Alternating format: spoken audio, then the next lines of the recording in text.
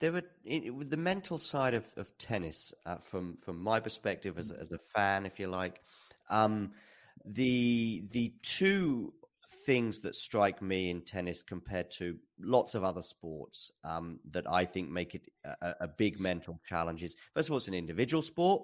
But secondly, so there's nowhere to hide. Like in football, in a team sport, you can just give the ball to another, teammate, and you cannot call for it if you like. But there's nowhere to hide. The other thing as well in tennis is again in something like football, you can be really nervous, but you can get a bit lucky.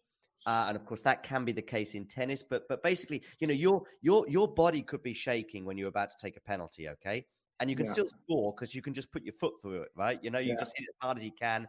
And actually, probably you will still score because of the odds on that. Yeah.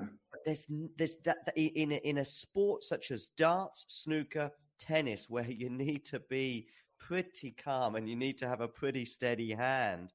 There's just nowhere to hide. Is there anything I'm missing, or am I underplaying something, or even overplaying? No. I think you're 100% correct. I think the real tough thing about these sports and tennis in particular, because of how physical it is as well, is the relentlessness of point after point. And if you're nervous, you have to fight through those nerves sometimes for, an hour. and they might disappear for a while, but then suddenly, you're 5-all and it's tight again and you're feeling very tight and you have to manage it over and over again. And I think, the best players in the world just, use their tools and remember to use their tools in big moments. Because, once you get to pro level, it's not like any player doesn't kind of know what they have to do. But it's in the heat of that moment that they either don't remember because the brain is frying a little bit, or they don't have the courage to use them. Yeah. So, for us sitting there, I remember when Roger Federer had 2 match points against Novak at Wimbledon serving. Yeah. You're thinking serve and volley both. Okay. Yeah, probably Novak's not going to make a great return on both. Mm-hmm. Now, I don't know whether what Roger was thinking, or maybe knew something more than that I did, but that was my thinking. But he didn't, and they slipped through his hands. Now, to do that though in that moment takes a huge amount of courage. Yeah. And first to make the decision, and then secondly to follow through the decision like that. But then you've always got, and this is what's so tough for players. The other thing is, match point, make the person play. Don't serve and give them a quick volley or whatever. And that's another school of thought. But I think deep down, players get to a place where they have an instinct. And I think, I say this over and over again, the best players in the world are the most relaxed and the bravest. Because in those moments, when their instinct is telling them something, they are brave enough to follow it. And which is why, and again, it doesn't guarantee you're going to win, but I do think it starts to push the odds more in your favor. I'll just say one other thing is, I don't know if anybody's ever been go-karting or any kind of motor racing or watches motor racing, mm-hmm. but when a driver gets in the groove, they lap like within 0.1 of a second every lap, like in this unbelievable groove. Mm-hmm. But if they lose that groove, when they're in that groove, it seems so easy. Just do it. It's like no hassle. But if they lose that groove, if they go a little too fast, then they slide out of a corner, they lose time. If they go a little too slow, then that's not effective. And the margins are so small to stay on that groove. And for players as well, when you go into something like the French Open or any tournament, but especially the big ones, you hope that you can get through that first match and find a groove. And if you get in that groove, then that gives you your best chances of winning, because then most stuff is happening automatically, which is the most effective. It's, everybody has a problem when they start to think on the court, and automatic is fastest and easiest because you know how to do things. And it's not like you don't register. I say when you're playing very well, you are aware of everything, but nothing distracts you. When you start to think, your thoughts start to distract you. And that's very difficult to manage. And if you can learn how to manage that and get yourself back in the groove a little faster than other players, that's obviously, helps with ranking and why certain players, are more consistent than others, because they tend to manage that better. I hope that makes sense anyway. It does. It definitely does. With the mental side of tennis, from my perspective as a fan, if you like, the two things that strike me in tennis compared to lots of other sports that I think make it a big mental challenge is, first of all, it's an individual sport, but secondly, so there's nowhere to hide. Like in football, in a team sport, you can just give the ball to another teammate and you cannot call for it, if you like, but there's nowhere to hide. The other thing as well in tennis is again, in something like football, you can be really nervous, but you can get a bit lucky. And of course, that can be the case in tennis. But basically, your body could be shaking when you're about to take a penalty, okay? And you can still score because you can just put your foot through it, right? You just hit it as hard as you can. And actually, probably you will still score because of the odds on that. Yeah. But there's that in a sport such as darts, snooker, tennis, where you need to be pretty calm and you need to have a pretty steady hand. There's just nowhere to hide. Is there anything I'm missing, or am I underplaying something, or even overplaying? No. I think you're 100% correct. I think the real tough thing about these sports and tennis in particular, because of how physical it is as well, is the relentlessness of point after point. And if you're nervous, you have to fight through those nerves sometimes for an hour. And they might disappear for a while, but then suddenly, you're 5-all and it's tight again, and you're feeling very tight, and you have to manage it over and over again. And I think the best players in the world just use their tools and remember to use their tools in big moments. Because once you get to pro level, it's not like any player doesn't kind of know what they have to do, but it's in the heat of that moment that they either don't remember because the brain is frying a little bit, or they don't have the courage to use them. Yeah. So for us sitting there, I remember when Roger Federer had 2 match points against Novak at Wimbledon serving. Yeah. You're thinking serve and volley both. Okay. Yeah, probably Novak's not going to make a great return on both. Mm-hmm. Now I don't know what whether that what Roger was thinking, or maybe knew something more than that I did, but that was my thinking. But he didn't, and they slipped through his hands. Now to do that though in that moment takes a huge amount of courage. Yeah. And first to make the decision, and then secondly to follow through the decision like that. But then you've always got, and this is what's so tough for players. The other thing is, match point, make the person play. Don't serve and give them a quick volley or whatever. And that's another school of thought. But I think deep down, players get to a place where they have an instinct. And I think, I say this over and over again, the best players in the world are the most relaxed and the bravest. Because in those moments, when their instinct is telling them something, they are brave enough to follow it. And which is why, and again, it doesn't guarantee you're going to win, but I do think it starts to push the odds more in your favor. I'll just say one other thing is, Yeah.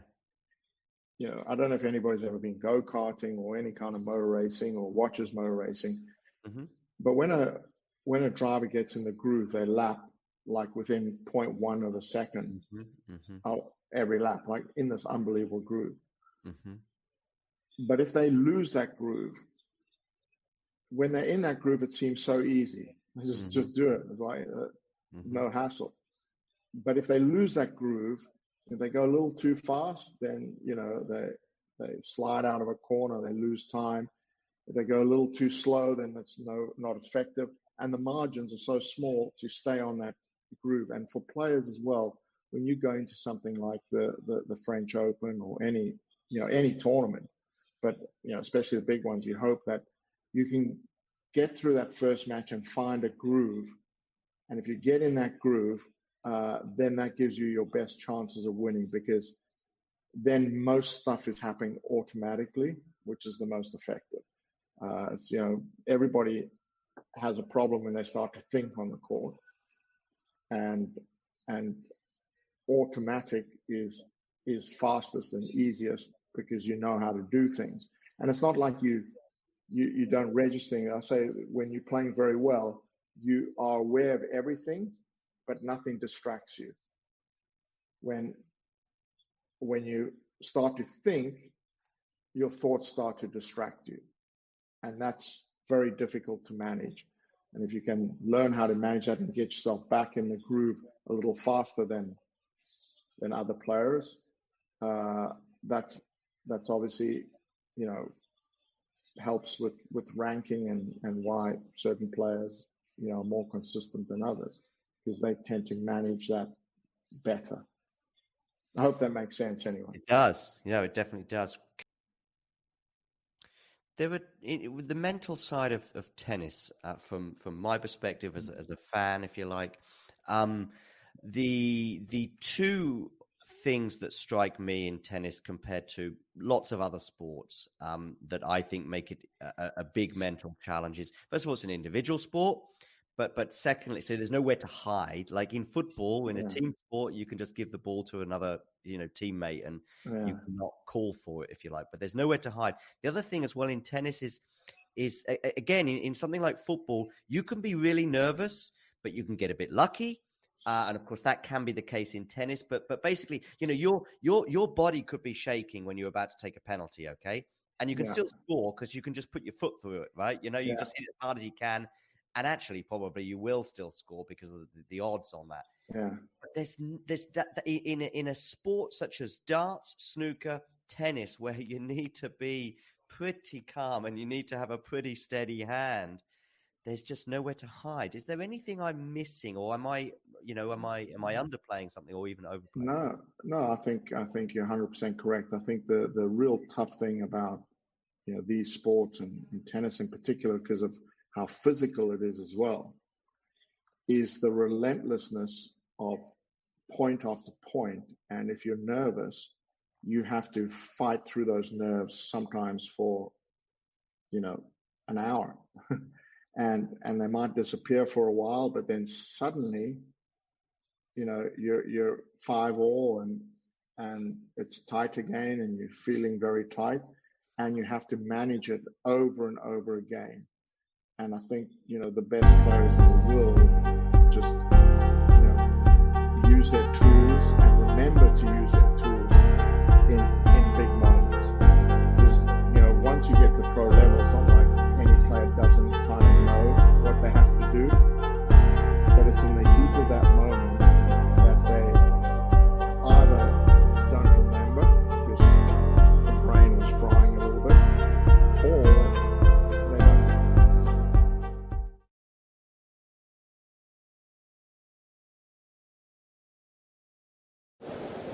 Ready? Play.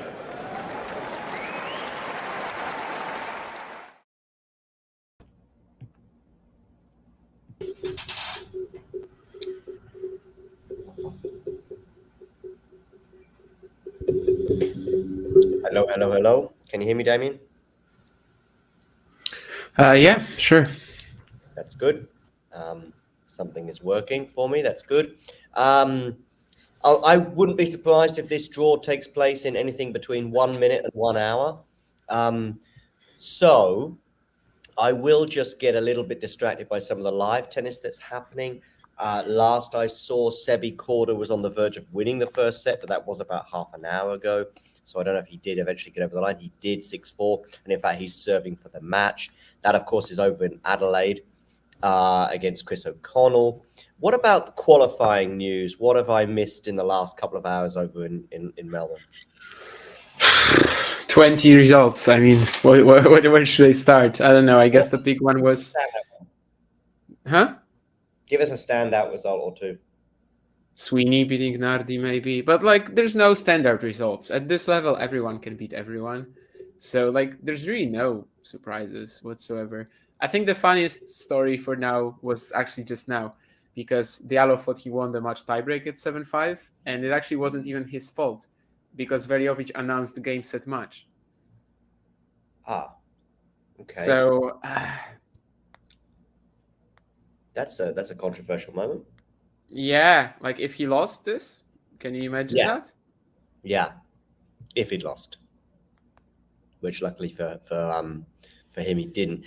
By the way, just luckily for the most part, luckily for Veljovic, like that. Yeah, right. Person there actually. Yeah, definitely. For those of you just tuning in, do hit the like button and give us your thoughts on the live chat. What should we be looking out for in the draw, and what should we be looking out for amongst qualifiers and Adelaide and other build-up tournaments, both on the WTA and ATP sides? I've got a poll going for the ATP tournament. I could have chosen the women's, but I've put a few polls up regarding who's going to win the women's tournament of late, so I thought I'd go with the men. And I know that in a way, putting Djokovic in there is kind of not the question that should be framed necessarily, in that I would expect non-fans of players to just click on Djokovic. You're tipping Djokovic right now, I guess, for the men's side?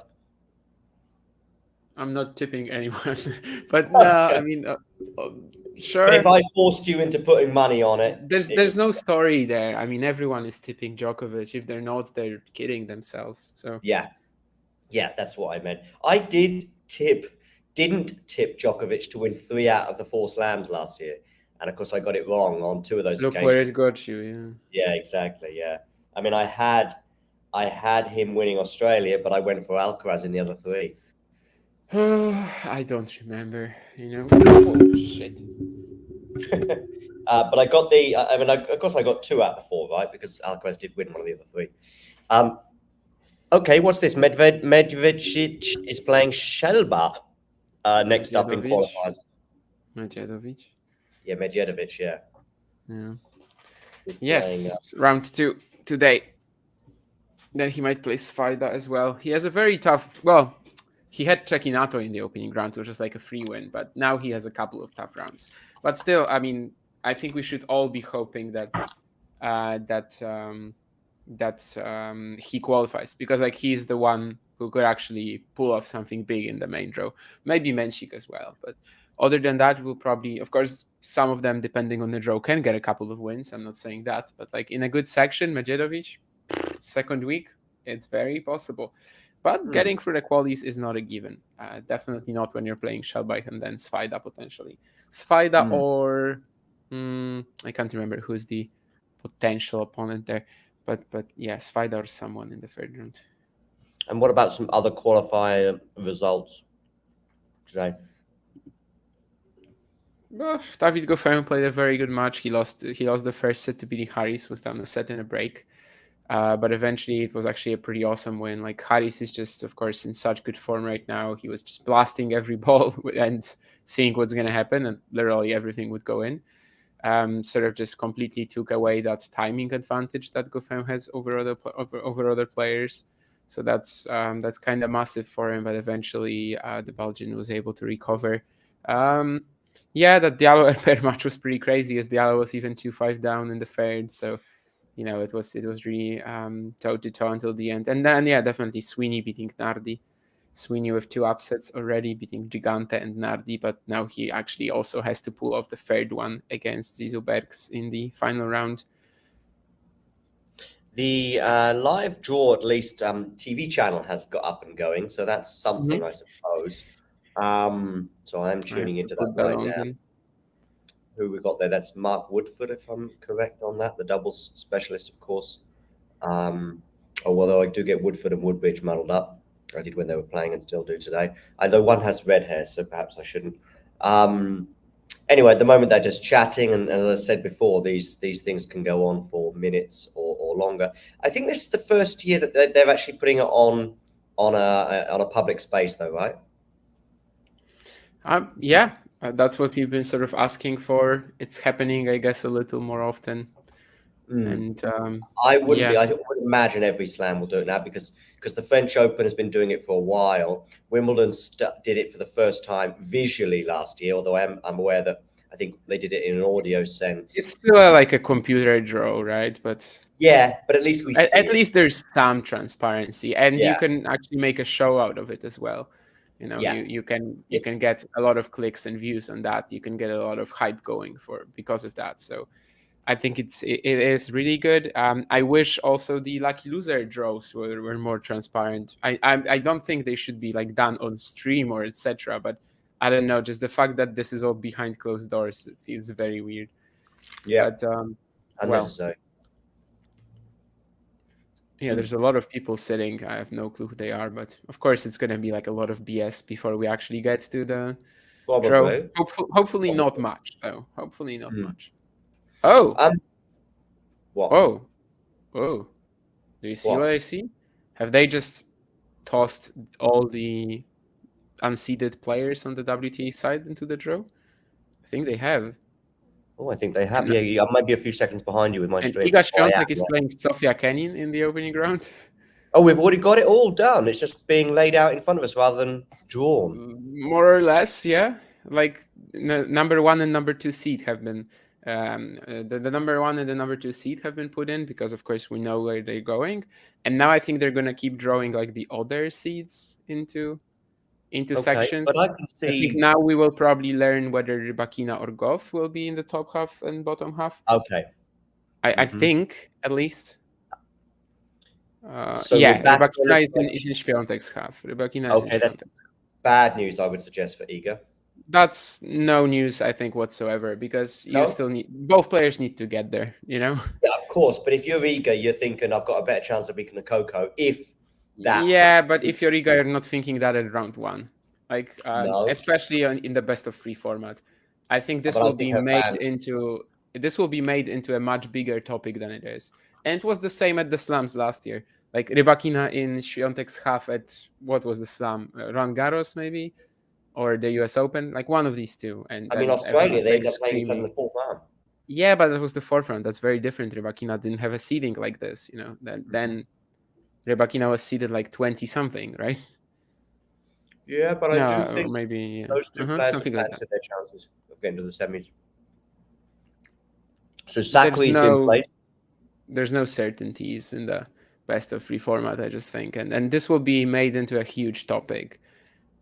Despite it being slightly but Swiatek playing Kenin in the first round, that's actually it, I think. Then Collins or Kerber, you know, she is likely to get through, but this is like one of the trickiest draws you probably can get as Iga Swiatek. Yeah, Collins or Kerber after Kenin, that could be Noskova 3rd round or a seed that we haven't seen yet. That's a nightmare first 3 rounds. I mean, as tough as it gets, really. On the other hand, it's probably still okay for Swiatek, but it is kind of as tough as it gets. Yeah, I agree. And if you also add that Rybakina thing to it, I guess then, you know, you could also sort of push it forwards and say, okay, so like so far she is basically losing some percentage points after this draw.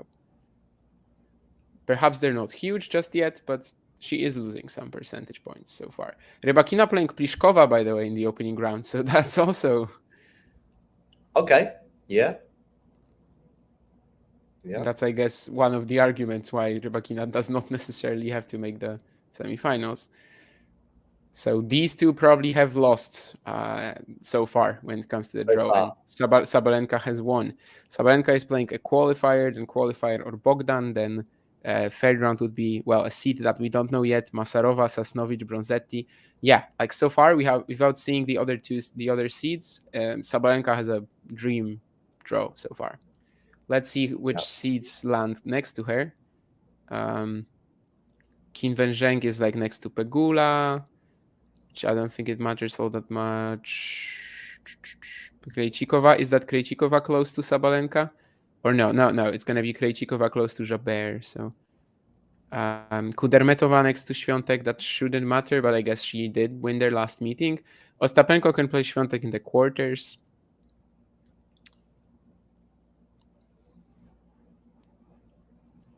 Kasatkina is the closest high seed to Rybakina. Yeah. And so who lands in Sabalenka's fourth round? Samsonova. Yeah, like Sabalenka has a fantastic draw. Definitely after this ceremony or whatever, after we have this announced, Sabalenka is going up. Rybakina and Swiatek are going down. Yeah. Winners and losers. Svitolina as well, pretty close to Swiatek, actually. Fourth round. Okay. Well, I would say Svitolina is more likely to get there than Kudermetova. So, yeah. Really, Swiatek's draw is horrific. If it ends up being something like Kenin, Collins, well, we haven't seen that seed, but like let's say even Noskova third round, and then Ostapenko quarters and fourth round Svitolina, that's like one of the toughest draws you can get. Of course, they all have to get there, but still. We still haven't seen like the closest seeds to Iga in terms of the 25-32 range. Now we're drawing the... well, we're still, I think, drawing the 17 to 24, yeah.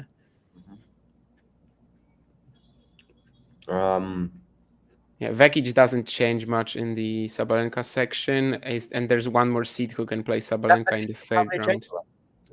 Vekic against Pavlyuchenkova, maybe? Yeah. Interesting first round, because Pavlyuchenkova's showing some good form.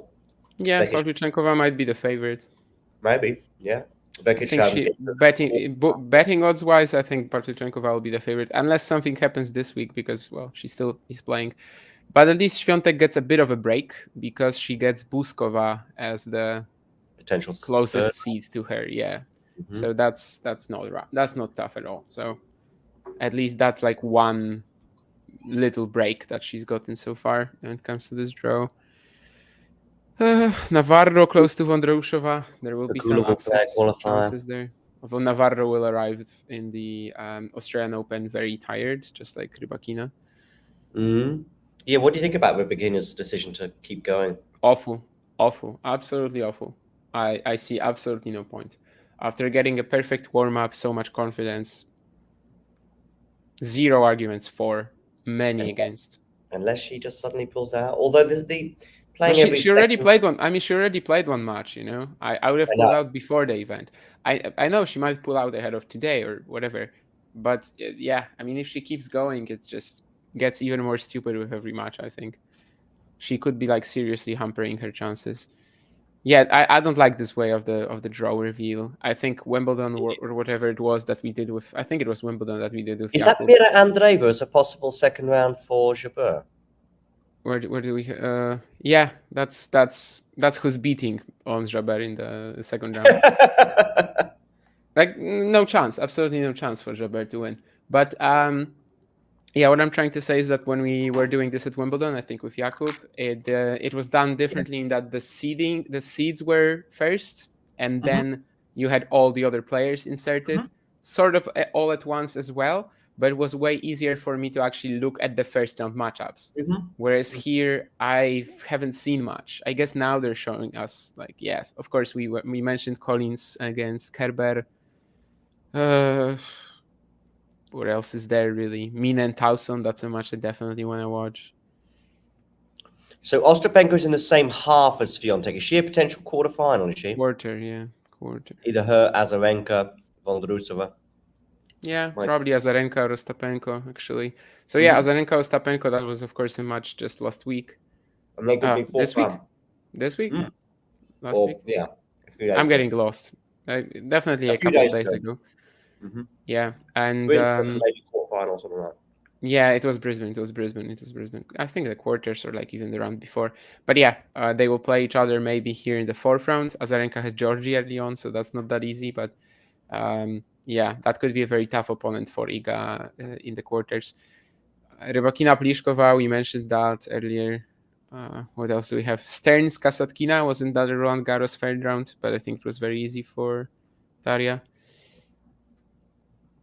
Emma Raducanu against who? Shelby Rogers. Shelby Rogers is coming back after an injury herself. That's a pretty nice draw for Emma, I guess. If only she's healthy. Second round Kirstea, that's gettable as well. Qin Zheng, Emma Raducanu, third round. We would all love to see it, I think. Yeah. Not much else, I guess, in this second quarter that they're showing to me at the moment. When it comes to like stunners in the opening round, maybe first two rounds.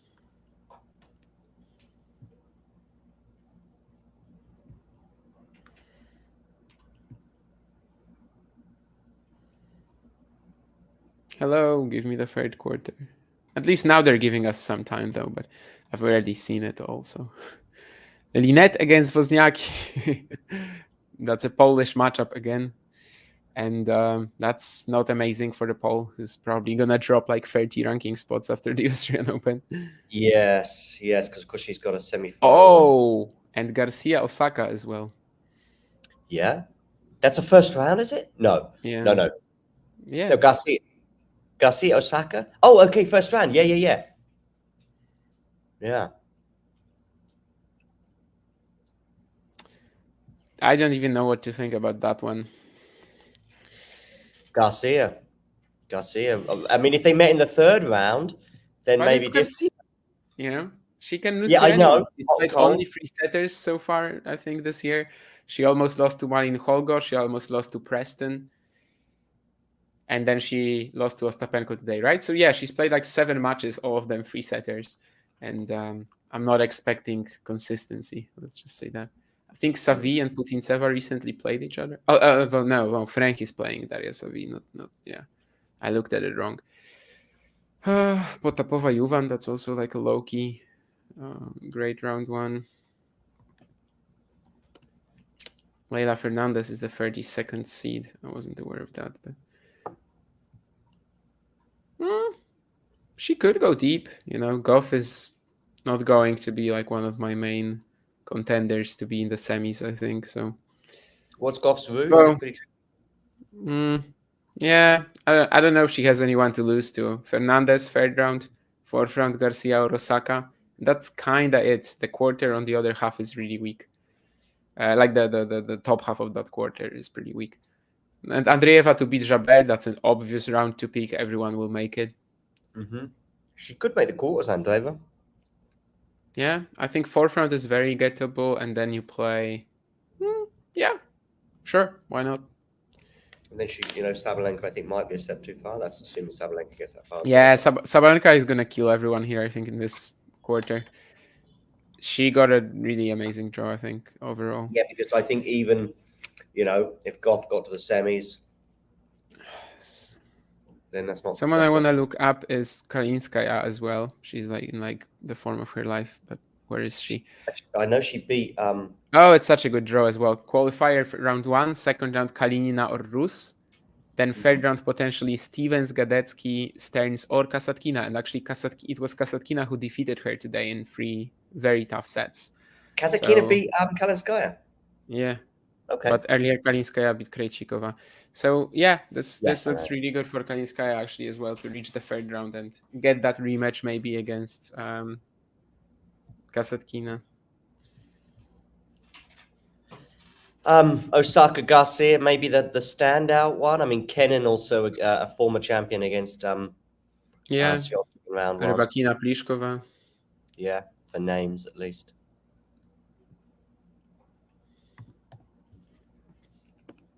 I mean, they are standouts. I don't know if they will be high quality. Yeah, right. I mean, I'm talking about, we'll tune in for the first 3 games, and if Iga wins them all to love, then we sort of just suddenly switch over again. So this is Tumaini kidding himself with putting Emma there. I mean, he only did it because he's British, of course. But Say again, what's that? you showed the tweet a second ago where Tumaini was showing a couple of like best round 1 matches, and Raducanu Rogers was involved. Like that's not Oh, okay, that but he's wasn't also comparable to the other two. But he's British, he's a so British journalist realizing his audience.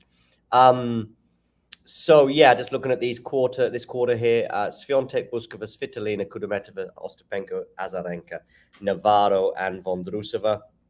I mean, who are the sort of dark horses? Ayla Tomljanovic is playing Petra Martic in the first round. I think that could be close, really close.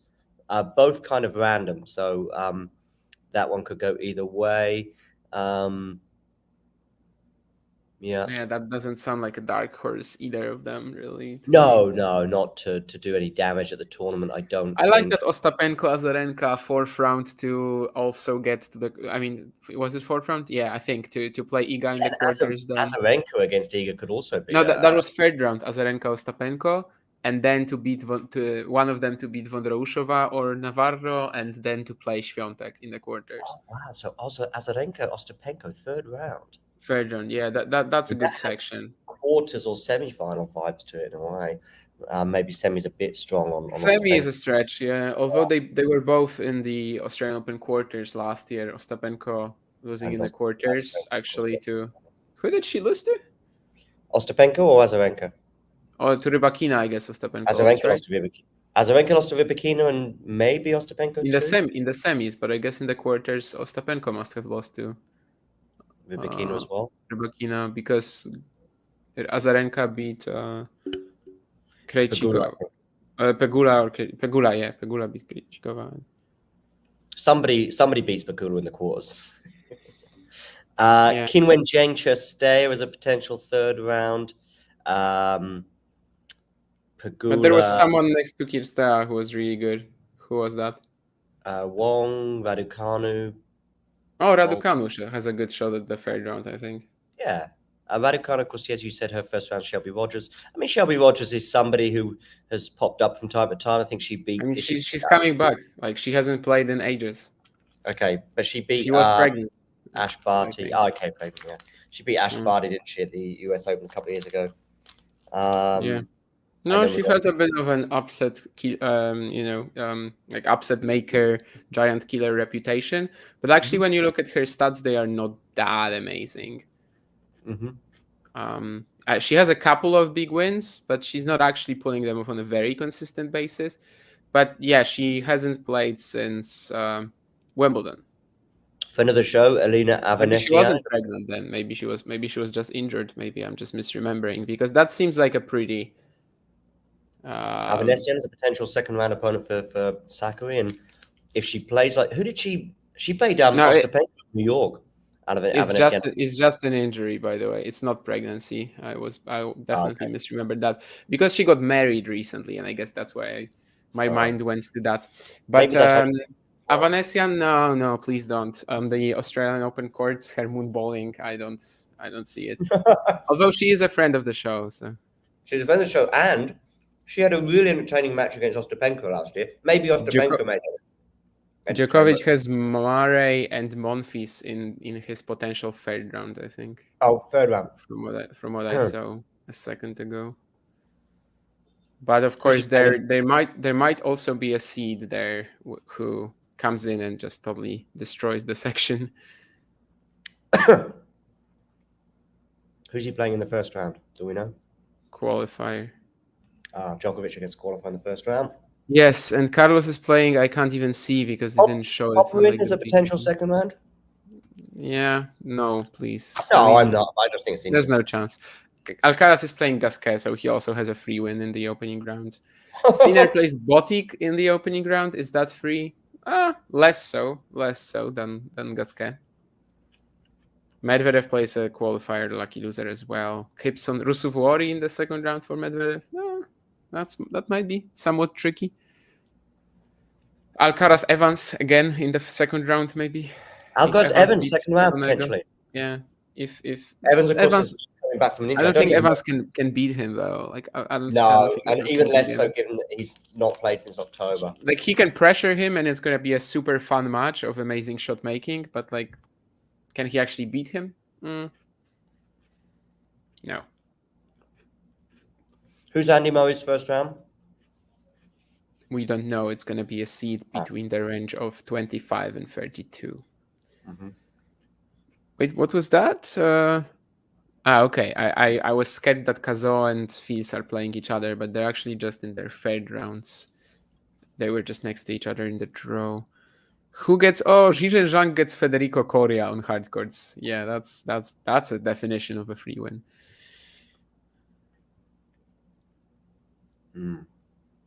Now that's free. Alexander Zverev, Dominik Kepfer, all German matchup. They were both nominated for comeback player of the season. Alex Mikkelsen gets a win. He plays James McCabe.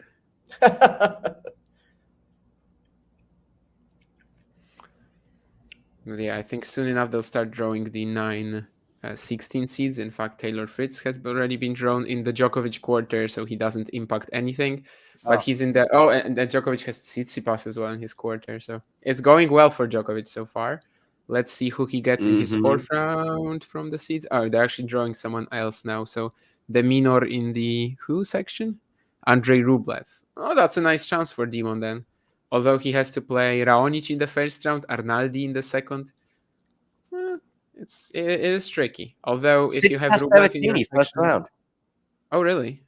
Mm. I didn't even notice that. Yeah, they're just going at it way too fast. Hurkacz in the Rune fourth round, I think. Yeah.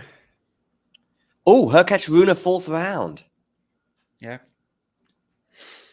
So Hubert is not making the quarterfinals at the Australian Open again. No, I think matchups sort of if they play each other, it's like basically a coin toss. So Shelton Bautista Agut. Bautista Agut just embarrassed himself this week, so I guess it's easy. But yeah, Shelton Djokovic fourth round actually. That's pretty cool. That's like one of the few rivals in the draw who theoretically could beat Novak. Like he still couldn't at the US Open. Okay. Yeah, he still couldn't at the US Open. But like that's one of the rivals who actually, we're gonna be watching that. Off him in New York? Did he take a set off him, or did he just get it back on serving the third and threaten?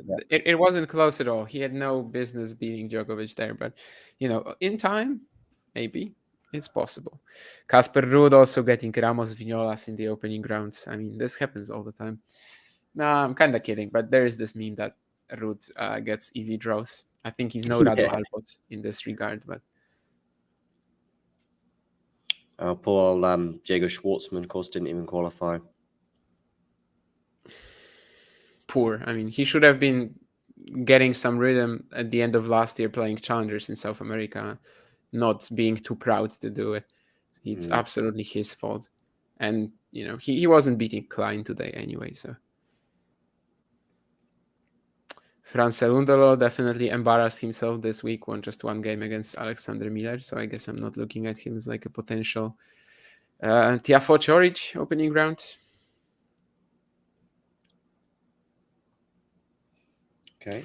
Where is Dimitrov? So he's in Medvedev's quarter, and that's fourth round actually. Medvedev, Dimitrov fourth round, and then one of them can play Hurkacz Rune. So that's a little tough for the guys because you've got Rune and Medvedev who are like among the 5-6 contenders. Same quarter, and also there's Hurkacz and Dimitrov there. So like 4 out of 8 of my top 8 I think is in there from that power rankings video. So. So that's pretty stacked at least in this regard. And Djokovic gets Echeverry in the third round. So it's Echeverry Murray again. This is going to last 6 hours. Round, right? Yeah, this is going to last 6 hours. There's no way for it not to.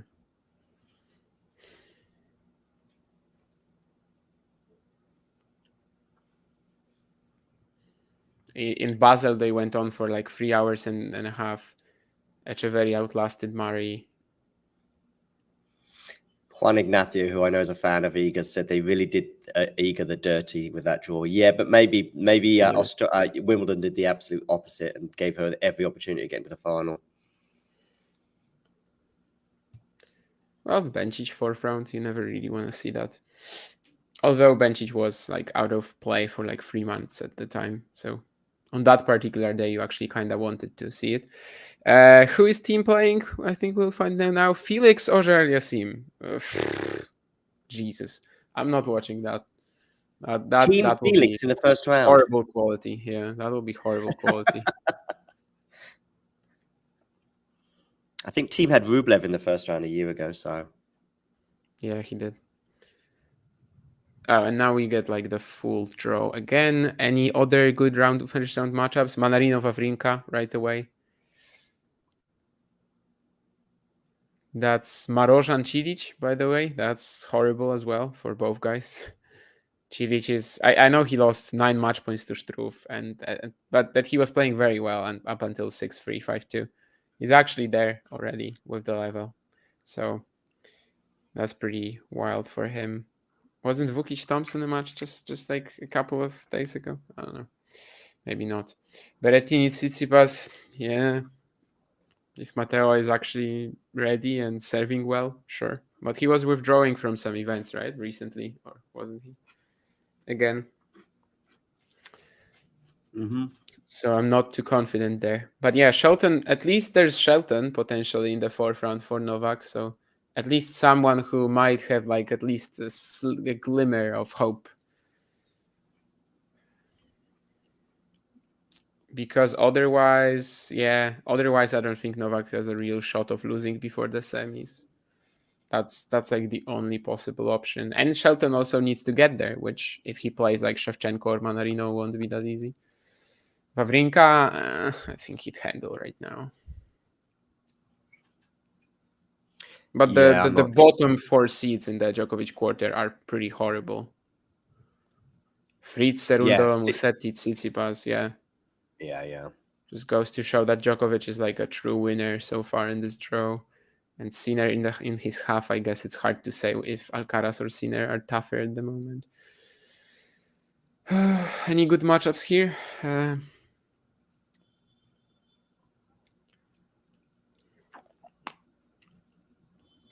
Not really. Sabov, Wild, Rublev, maybe not on hard courts. Tiafoe Choric, I guess, is the big one here. And also, of course, we haven't seen all of these qualifiers / lucky losers. So, yeah, it's horrible as well that we get the draw before then. Like, why on earth would you do it? But, well, what can you do?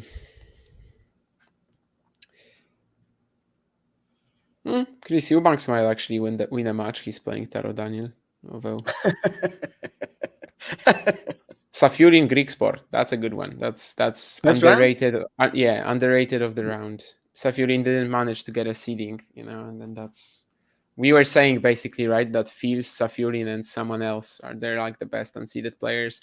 And also Safiullin or Greek Sport will probably play Artur Fils in the 2nd round. So that's a nightmare section. And it's actually all in Rune's draw as well. Rune can play Kazo 2nd round and then 3rd round Fils, Safiullin, or Greek Sport.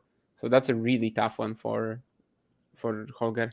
Ghosty asking where is Shelton? Well, he's a potential 3rd round for Djokovic. Fourth, is it? Okay. Oh, yeah, so I see, actually. I'm sharing the tweet on the screen right now. Does he lose a set before playing Shelton? No. If he does, it's something random like Enzo Quaco in the 2nd round. And he doesn't lose a set in the quarterfinal if he plays Fritz or Tsitsipas. Yeah. Like really, I think the only player who can beat him on the way to the semis is Shelton, and it's still a super long shot. At least at the US Open, it still felt impossible. Lechechka gets a free win in his quarterfinal defense. Zapata Miralles in his 1st round. But I guess Zverev overall, he has a pretty nice draw given that it's Nori or Ruth in his 4th round. And Alcaraz Zverev again quarter. I do think that Sinner being in Djokovic's half is slightly less favorable than Medvedev. Lots can happen before then. Sinner could play 2 or 3 5-set matches, and by the time he gets there, he's tanked. But he's wasted. But yeah, I think Novak would have preferred Medvedev. Yeah. The other thing as well with that coin is that means Medvedev falls into Alcaraz's half, and therefore Medvedev That's was better ahead. for So Carlos. again, Yeah. that's it's Yeah, better for but Carlos. it kind of evens out with the easy draw that Novak has in general. I guess Carlos also won't be complaining, but he has Tommy Paul in his fourth round. This has been a very tough matchup for him over the years. Evans second round, he's not gonna feel super comfortable. Bublik third round, potentially you never feel comfortable in that one. So it's not that easy for Alcaraz. It kind of evens out, I think, as a whole. Draper and Kecmanovic, by the way, almost had a heart attack when they were watching this draw. Why did they nearly play each other again? I mean, what does it mean nearly if it was a computer-generated draw? But they are sort of situated in the draw next to one another. However, they're not playing each other. Which, okay, who's Draper playing? Let me rewind then, because Kecmanovic, I think, is playing Vatanuki, and Draper is playing Marcos Giron. Draper to beat Tommy Paul in the second round, I wouldn't hate that sort of upset pick. In fact, they are playing today. In Adelaide, Tommy Paul, Jack Draper. Draper beat him. That's a potential round two. Second round, yes. Draper beat him in Adelaide last year. Now they're playing for the second time in Adelaide, and now they might also face each other in the Australian Open round 2. And provided neither is too tired going into the week, they probably will. In fact,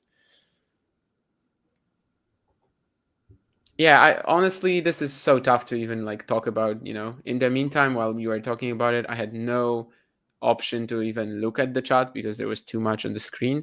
I also feel like I still haven't seen much of the draw because it's just too much in 10 minutes, right? So yeah. Jose Morgado has called it one of the best Grand Slam draws in years in terms of round one matches, both men and women. Women, sure, I sort of see some of that. But he's throwing in some of these matches here, you see, that I don't think we would include. Shelton Bautista Agut, yeah, great match. After Bautista Agut is maybe. I don't know. But Dimitrov Fucsovics, actually, yeah, that's always tough. Fucsovics is another giant killer. Although, again, just like with Shelby Rogers, he has that reputation, but his stats against the top 10 are actually awful. Dimitrov, of course, not quite in the top 10, but I'm going Felix, Tsitsipas, Manarino, Shelton, Demonor, Tiafoe, but it's close, Dimitrov and Safiullin. Congratulations, you picked one non-seed in this one. But I would also probably do the same. I think all the picks that you gave were probably going to be mine as well. Team actually could beat Felix. Team could beat Felix easily. Tiafoe Chorich, we just don't know, what sort of Chorich we'll find there really. And Tiafoe has been awful, so I am welcoming to a Borna Chorich upset actually. Everybody in the chat, apologies. We will try and get to some. I see occasional questions and answer them, but basically it was just too much on our screens to really start reading the chat as well. Safiullin is going to be like the trendy pick. Like in terms of the odds, they're probably going to be actually Safiullin will be the favorite as well for the odds. First round, okay. Hard courts. Rublev wins, of course, on a hard court, but it might be entertaining. Yeah, it's a bit of a mess. Rune definitely got a tough draw. That's what I can tell you. Best GS draws, I don't know. I guess I just don't really look at it that way. I can't really comment on that. Maybe Jose Morgado's thinking about TV figures as well and looking at the top 2 matches he's clipped up there. I mean, every draw is good. Like as you guys know by now, I don't really get more excited or less excited from one week to another on the tennis tour. So no, but if you get Safiullin Djokovic in the first round, I'd be a little bit intrigued. I'd be, yes, absolutely. Yeah, or on a different surface, maybe one or two other non-city players. Is that the men's draw done? I've actually had the bit away from the screen. I've been just checking Twitter and stuff. Yeah, I mean, the draw ceremony is done. Yeah.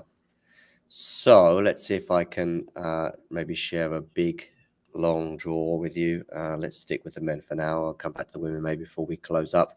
Of course, Iga and Kenin was a French Open final, was it, in 2020? Iga against Kenin was the French Open final, wasn't it, in 2020? Yes. Yeah. Australian Open, Karatsev is pulled out. Yeah, that's why there's qualifier /lucky loser in every single in every single spot where that applies on the men's draw. Karatsev, in fact, injured himself in that Kubler match in Brisbane, right? Where he won the second set, he fell, but then retired before the third set. Yeah. So, yeah, we knew that he might be a potential. Alcaraz, Gasquet. The other thing with Alcaraz's draw being tricky early and kind of okay later on, if you like, is the fact that he might need it the other way around. Just because where is that okay? Where is that okay? Like, is it just the semi, the fact that he has Medvedev over Sinner? Like, that's the only. I also think Zverev in the quarterfinal is somebody that he regularly beats. Yeah, he beat him in he beat him in somewhere last year.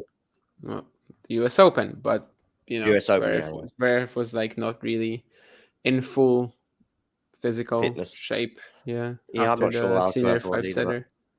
It's difficult. I agree. In fact, I'd rather see from someone potentially, giving Djokovic a match. I think Zverev has got a better chance than Taylor or Tsitsipas. Out of the 5-8 seeds, Alcaraz still wanted Rublev or Tsitsipas, not Zverev. So it's only really that semi where he gets a bit of a break because, as you said, I mean, he's not playing Sinner. He can play Medvedev potentially. There's no guarantees Tommy Paul's getting to round 4.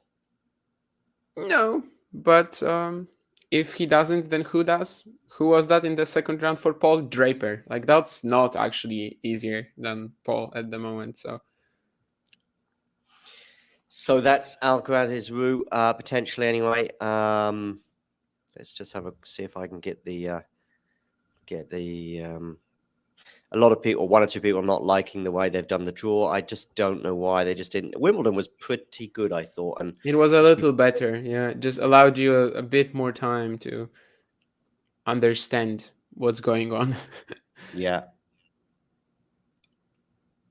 exactly. Whereas here, all the names are already there. I wasn't able to read anything anyway. As someone earlier in the chat as well said, I think Matthew, that the draw was like so low quality anyway. It was like 360p, and when they were showing the whole huge image with all 4 quarters at the same time, then I couldn't read anything. Like when I was telling you that Murray and Monfils are in Djokovic's quarter, I was kind of in Djokovic's quarter, in Djokovic's third round potentially. I was sort of guessing Monfils because I was just, based on the shape of the letters, I was able to determine that it's Monfils. But yeah. And the draw is also redundant without the qualifying.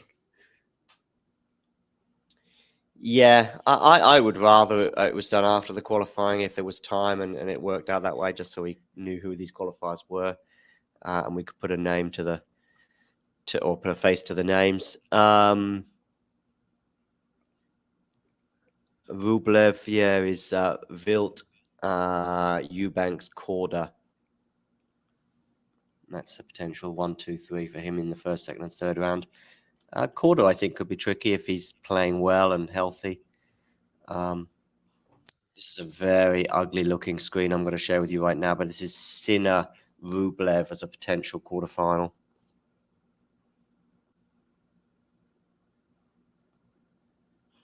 Rublev de Minaur is round 16. I think de Minaur might be the slight favorite in that one right now. Yeah, it's pretty close. I also don't find that matchup exciting at all. But one of them playing Sinner, that's a little better. That makes it something. Is that for those Alcaraz of you tuning in? Do hit the like button. Me? Am I supposed to be Alcaraz, or are you supposed to be Alcaraz? Actually, my grandma says I look like Alcaraz. So, and she's that grandma with Alzheimer's. So even right now, like when she's like barely, even with us anymore. When there was a tennis match on the screen, she actually still made a joke that I'm there. Okay. So that guy looks like you. I thought at first Taco Dano Baba might have been referring to somebody in the live chat, but I don't see anyone called Carlos Alcaraz in the live chat either. By the way, Taco Dano Baba, please hit the like button just because of the pronunciation of your name. And if you hit subscribe, you will see that little ticker tick over to 06, which will be exciting. and anyone else who wants to do the same can do it. So 6K by the end of the Australian Open. Yeah, 6K by maybe the there end was of a the little Australian. optimistic, Damien. Let's see. Let's see. You said that. I'm just I repeating know. after you. I know. I'm I'm just talking repeating about after myself. you. But actually, I still think it's feasible. Oh, there you go. Look, maybe the Taco Dana has indeed clicked subscribe because it just ticked over. No, I still think it's still possible. I just think that the first 4 days into the new year was a little bit of a rush, and we got like 100 subscribers in 4 days, and therefore I calculated that we might get 1,000 in 30. Bearing in mind the Aussie Open, particularly like the last couple of rounds, should shoot up. Hachanov, somebody who barely gets mentioned, then suddenly we see him in the quarterfinals. Altmaier in the first round. Okay. And that's actually a very, very fitting, because here he also barely gets mentioned, and no one will mention him until Sinner loses early somewhere, or like Sinner loses to him, and then Khachanov is maybe suddenly in the semifinals again. In the semifinals, yeah. But exactly. no, I still don't feel like there's reason to mention him when he's in the Sinner forefront. No, I wonder what Tsitsipas's projection is. I mean, before Djokovic, what I mean is, could we see Tsitsipas's earliest exit in Australia for quite a long time, because it's where he gets to the semis and the quarters, etc. So I guess 2018 would be last time. Yeah. Because 2019 he was already in the semis. I don't actually remember what he did in Australia in 2018, to be honest with you, but yeah, 2018. Well, is it possible that he wasn't even playing at the time? So he got he lost in the first round in 2019. 2020, where was he? Third round, actually, just third round. Yeah, just okay. third round. So yeah, that story isn't quite as good as we thought. No. But I would be. And that was when he lost to Raonic in 3 sets. Yeah. Okay, here we go. Maybe this is a little bit more visual friendly if I zoom in a little bit. So here's the quarter with Tsitsipas and Djokovic. Tsitsipas plays Berrettini. That's 60-40 in Stefanos' favor. But if Berrettini had played a few more matches, I might have had a bit more confidence in him. But I don't think he's played yet, even. It was probably touch and go whether he even made the tournament. Because I think he was due to play a tournament, but then he pulled out. Anyway, Taylor Fritz is a potential 4th round for Tsitsipas, I think. Who, Tsitsipas? About the pulling out?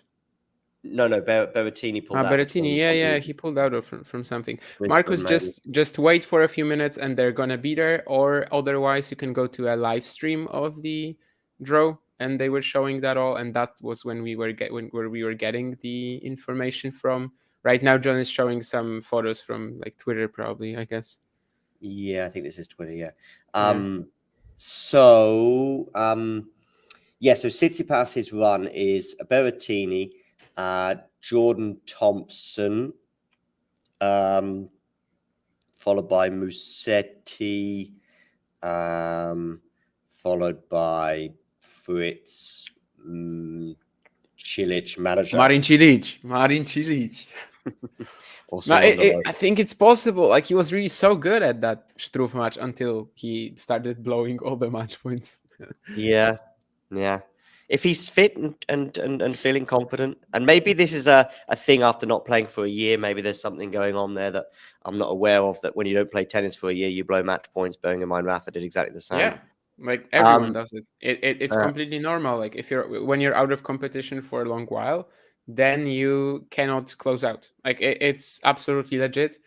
I've even seen it like on myself. Like, if I wasn't playing, of course, crappy level. I mean, let's be honest. But still, like, if I wasn't playing a tournament for like a year or 6 months, then the next one would be just struggling to close out anything. You have to get that rhythm of winning competitive matches again, and it's but horrible. I will say this: Stefanos' run doesn't scream upset alert if he gets past Berrettini to me. But yeah, the next 2 rounds, I guess. Jordan Thompson did beat him last year, but that was during that Tsitsipas injury sunshine double thing, where Tsitsipas claims that he couldn't withdraw from the event. Yeah, I didn't understand that.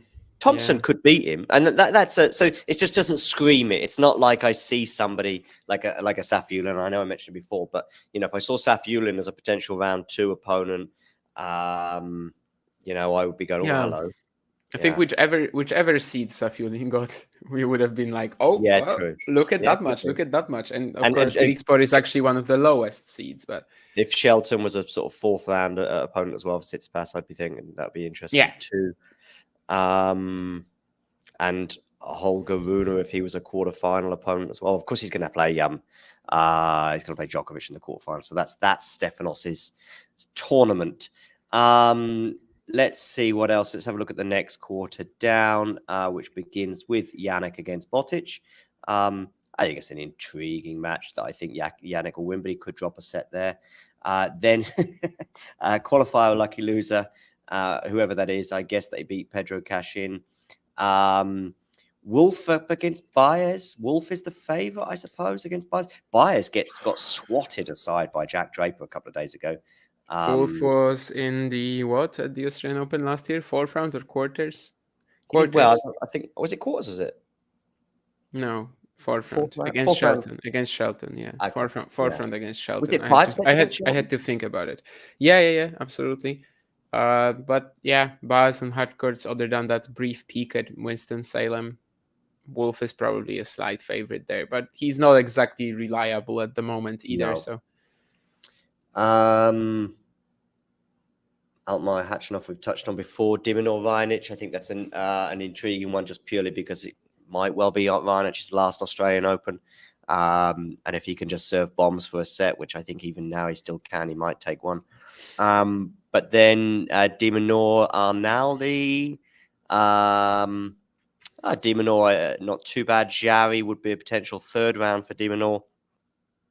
And then if Korda is playing confidently and healthily, he could make the quarters. Or 4th round of quarters, yeah. He could beat Rublev. Well, just last week he had a pretty horrific loss to Hanfmann in Brisbane. Now he's doing a little better. I guess I just have not that much confidence in Korda that he will play 5 even matches in a row. Yeah. He will deliver for 5 consecutive matches, for example. Last year, of course, it was there. It was very different. He was on absolute fire, even starting from the the back-to-back finals in October 2022. Yeah. And then Adelaide won championship point against Novak. Yeah. So it was a little different, but of course it's theoretically possible. I cannot disprove.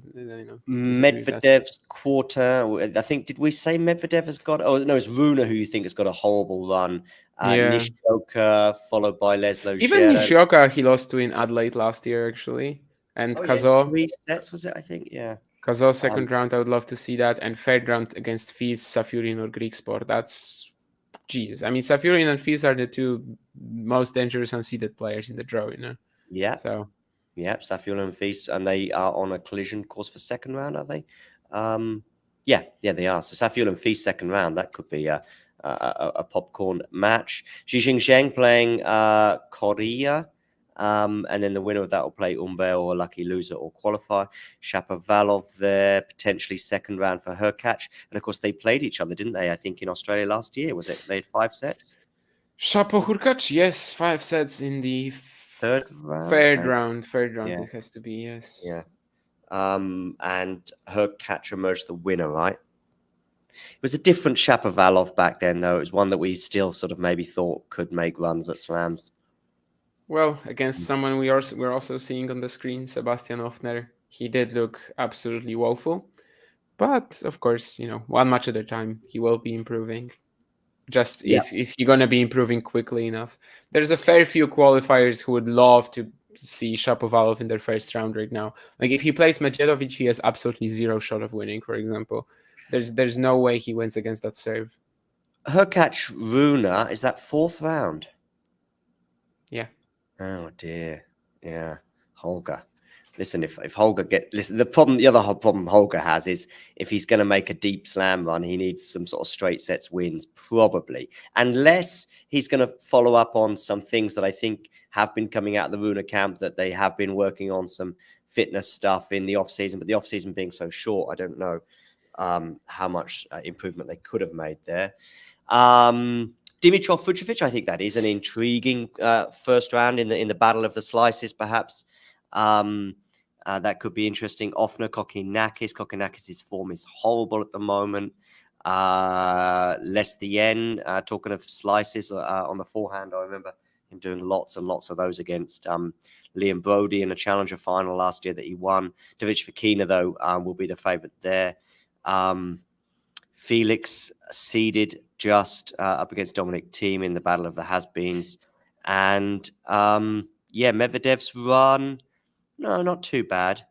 Yeah, not too bad. Dimitrov or Davidic Fekina as a potential. Yeah, fourth round and quarter are tough. Fourth round and quarters are tough. It's just that the third round looks really easy for him, whoever I it think is, he really.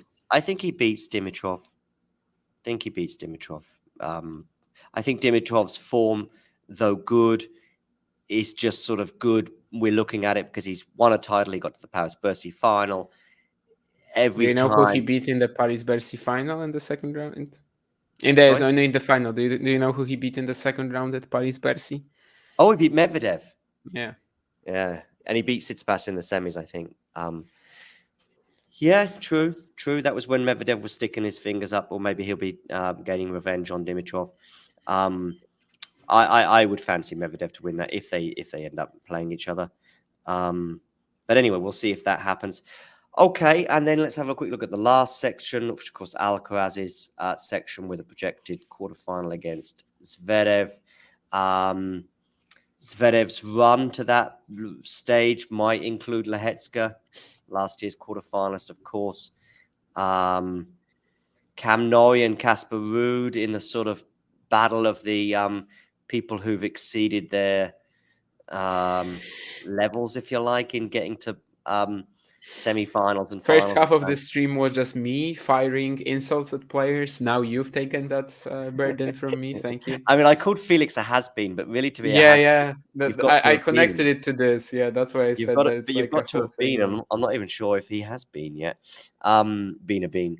Okay, so where's Kecmanovic and Draper? Are they playing each other in the third round potentially? That could be exciting. Third round, yes. Yeah. If Draper can get past Tommy Paul potentially, and Kecmanovic wins his matches, which could include Jan-Lennard Struff. But again, Jan-Lennard Struff is somebody that it's not. I think grass and clay would probably be the two surfaces. Prediction where Struff will be ranked at the end of the 2024 season? Outside the top, not seeded at not top 32. Outside the top 50 is what I'm. Yeah, I was thinking of outside the top 50. I was thinking not Eubanks Vukic levels, but still outside the top 50. But if he could just have one little go at something, Estoril or something, that would be nice. But of course, he'll be losing quite a bit of points in Stuttgart and Madrid. Albeit that after that, he'll probably have quite a few points to gain, like Wimbledon, etc. Yeah, he didn't play for 3 months this year, right? Exactly. Yeah, true. So he might not drop that much, but I was thinking outside the top 50. Anyway, Gasquet, last match for him at a Grand Slam inside the top 100, maybe forever, maybe. Will he return to the top 100? Don't know. It will be against Alcaraz. No shot. He hasn't been a top 100 player in like a year at least. The fact that he won the ATP 250 doesn't change much. It was a very fortunate run. But of course, we've all enjoyed his career. And I just think it's coming to an end pretty soon. Yeah, I do too, yeah. And Mackenzie McDonald, of course, knocked out Rafa Nadal last year. Will be a limp. Rafa Nadal will be a potential opponent for Bublik. Yeah, you think this is a rough draw, though, for Alcaraz. Gasquet, Evans, Bublik. Depends where you look. Jack Draper, followed by Zverev.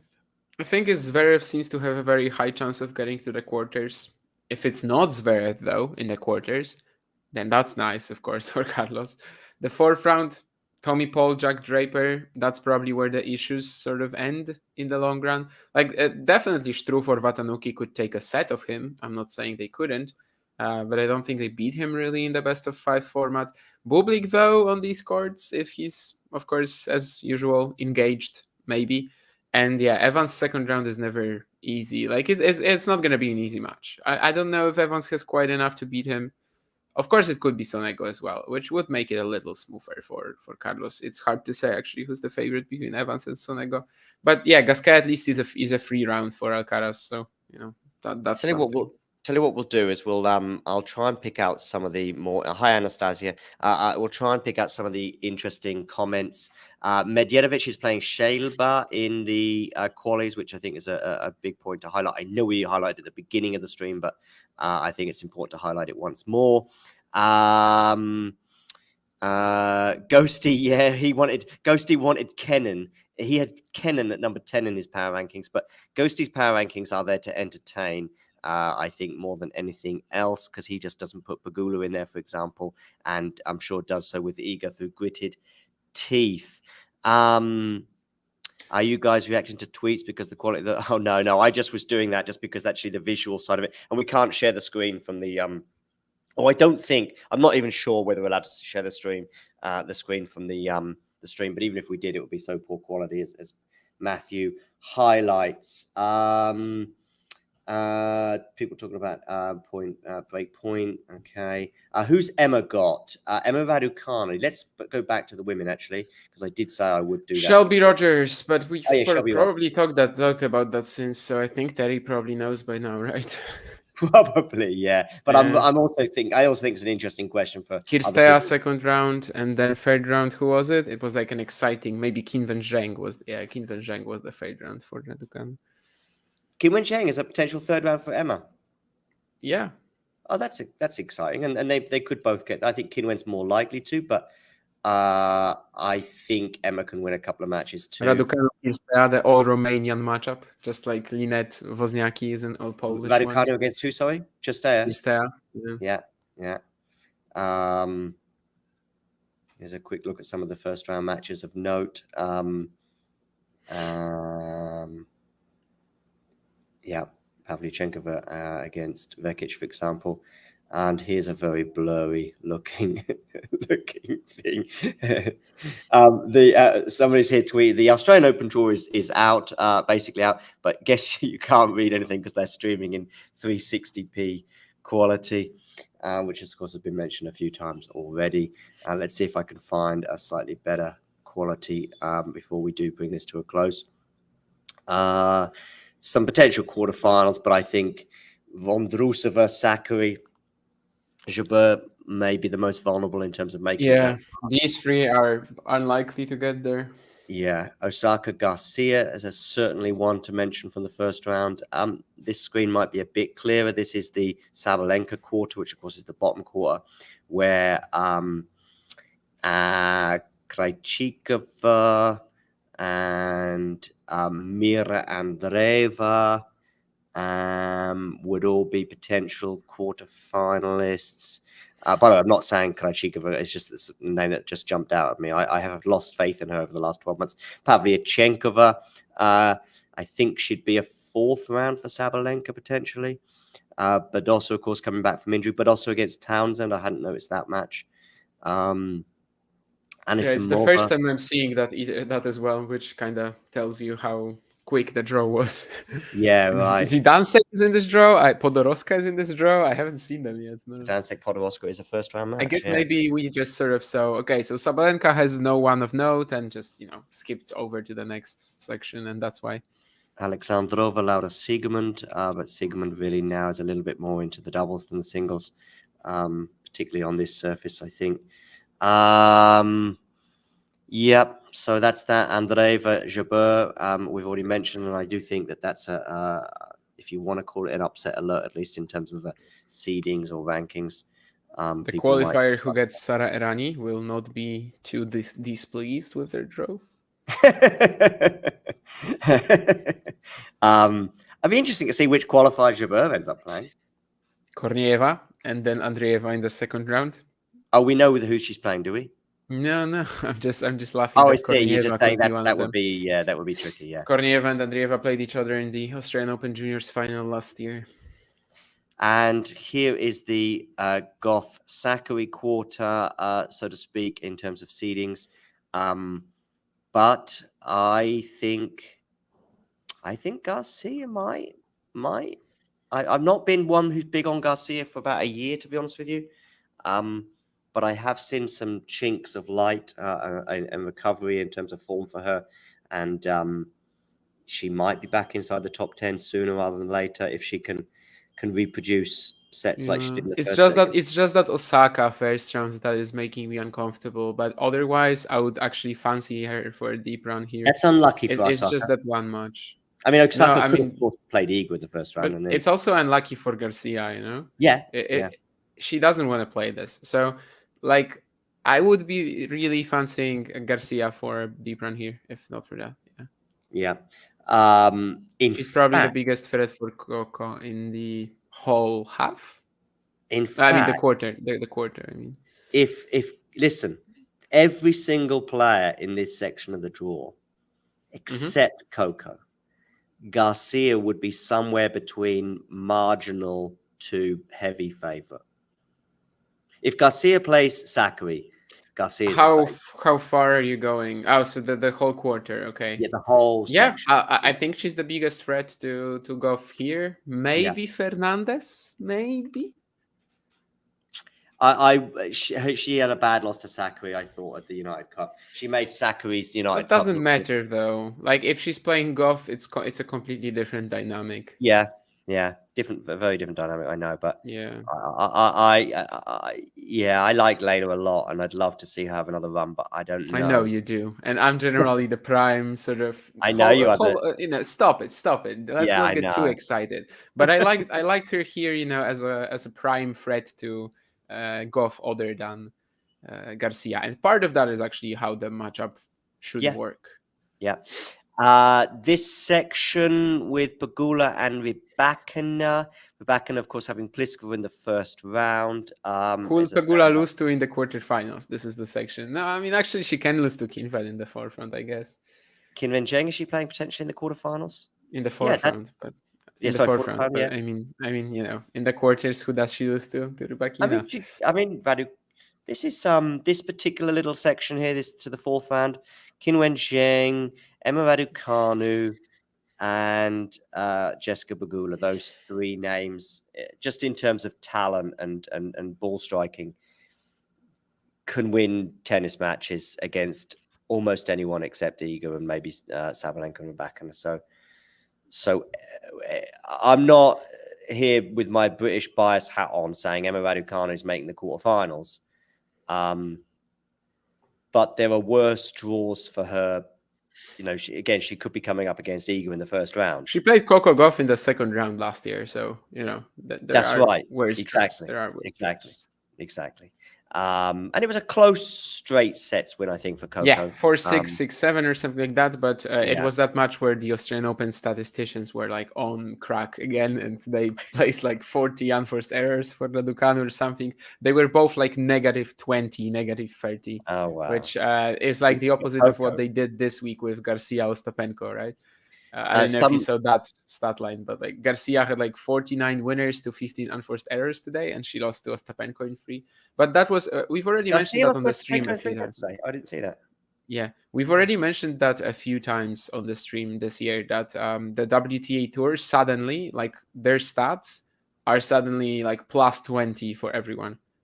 And that used to be the other way around, that used to be like the final where Potapova hit 44 unforced errors or something like that, and Buskova didn't have a single winner and still won. But right now, they're just not counting any unforced errors. I saw a funny tweet about this today that the WTA stats people are just basically guessing what sort of number would feel right given the match that they've just watched. That's how it feels. Of course, this is not an official statistic, so it also doesn't fully matter. Wow. Penko is indeed in Iga's section as a potential quarter-finalist opponent. So Penko beating Garcia today. Okay, I didn't know that slipped me by. It's pretty funny because Iga has a bakery and she might play Penko. I don't get that joke. Is No, panko no. the word bakery in I'm talking about the sort of bakery product, that okay. Never you mind. can, use for your Okay. chicken, for example, or like, and Oh, for okay. what else? Okay. There we go. Jasmine Paolini, who I'm fond of, but she's sort of had a dip in form recently. Osorio against Tatiana Maria. But yeah, somebody here tweeting, don't know who they are, but the Watcher has said nice draw for Pegula. Yeah, it's not bad, but like I say, Qinwen Zheng or Emma Raducanu in the 4th round. If she's at her solid, like usual solid display, she should make the 4th round without much of a struggle. Yeah, like that. Yeah. That's why I think we can say it. That's a pretty Yeah. cool draw for her. Yeah, true. Yeah, I think if Chastea was one place further down, Chastea did all right at the US Open last year, for example. I think she got to the quarters there. And then in this upper section here, which is obviously this is all in Iga's half, but not in her quarter. Elena Rybakina's route to the quarterfinal might be Blinkova. Although Buxa who did Buxa beat in the last 24 hours? That was a standout result. I just saw, oh, wow, Buxa beat this player. Who did she beat yesterday?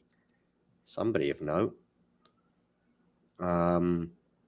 Oh, and she played Rybakina as well. Oh, she played Rybakina yesterday and lost at 6-3, 7-5. Mind you, bearing in mind how easily Rybakina has been winning matches. That's it was Paolini the Buxa beat. Okay, and actually, so they might have a rematch in the 2nd round. Was that?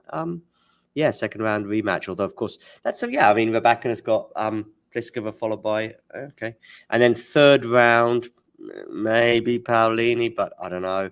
And then 4th round. Kalinina, Kazatkina, yeah, she wins that, I think. And then quarterfinal Pegula, which I think she wins that too. I think it's not the 1st round is the only ugly thing I think for Rybakina, and then beyond that, I can see quarters and semis actually happening. Then the top half, I need to just get to the top quarter, sorry, with Iga. Is here. So Iga Kenin in a rematch of their French Open final of 2020. That's a 1st round, followed by Daniel Collins. She's in terrible form, but Kerber's won 1 match out of 4, I think, since her return, something like that. 5.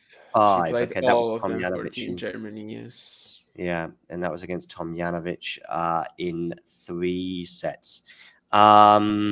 And I think Tom Janovic had chances to win that match for sure. Match points, maybe even. Buskova would be a potential 3rd round. And Svitolina or the Kudermetova in the 4th round. Yeah, that's, as we've mentioned before, a fairly ugly draw for Iga, bearing in mind that Rybakina is also in her half, although Damien doesn't want to talk about it. And Ostapenko is a potential quarterfinalist, as is Azarenka. And if Vondrousova got to the quarterfinals, which I'm not sure she would, she'd have obviously done pretty well to get that far too. And yes, Svitolina in the 4th round. And we saw how much of a tricky match that was for Iga on the grass of Wimbledon. But I do think, of course, on a hard court, Iga would be the favourite. Have they played each other on a hard court since Svitolina made her comeback? Don't think they have. Have they even played each other other than that Wimbledon match? I don't think they have, no. I think that's just that Wimbledon match, yeah, which, of course, Svitolina won. So, in fact... Unless there's something from, like, 2019 or something like that I'm forgetting. But they might never have even played. They might be a 1-0 head-to-head. I'm going to have a look. There was something. I can remember something, but I don't know what it was. But there was something. 1-1. It seems like. But I don't know when the other match was. Pre-pregnancy, I guess. They've played once on clay, and Iga won that somewhere. But I don't know where it was.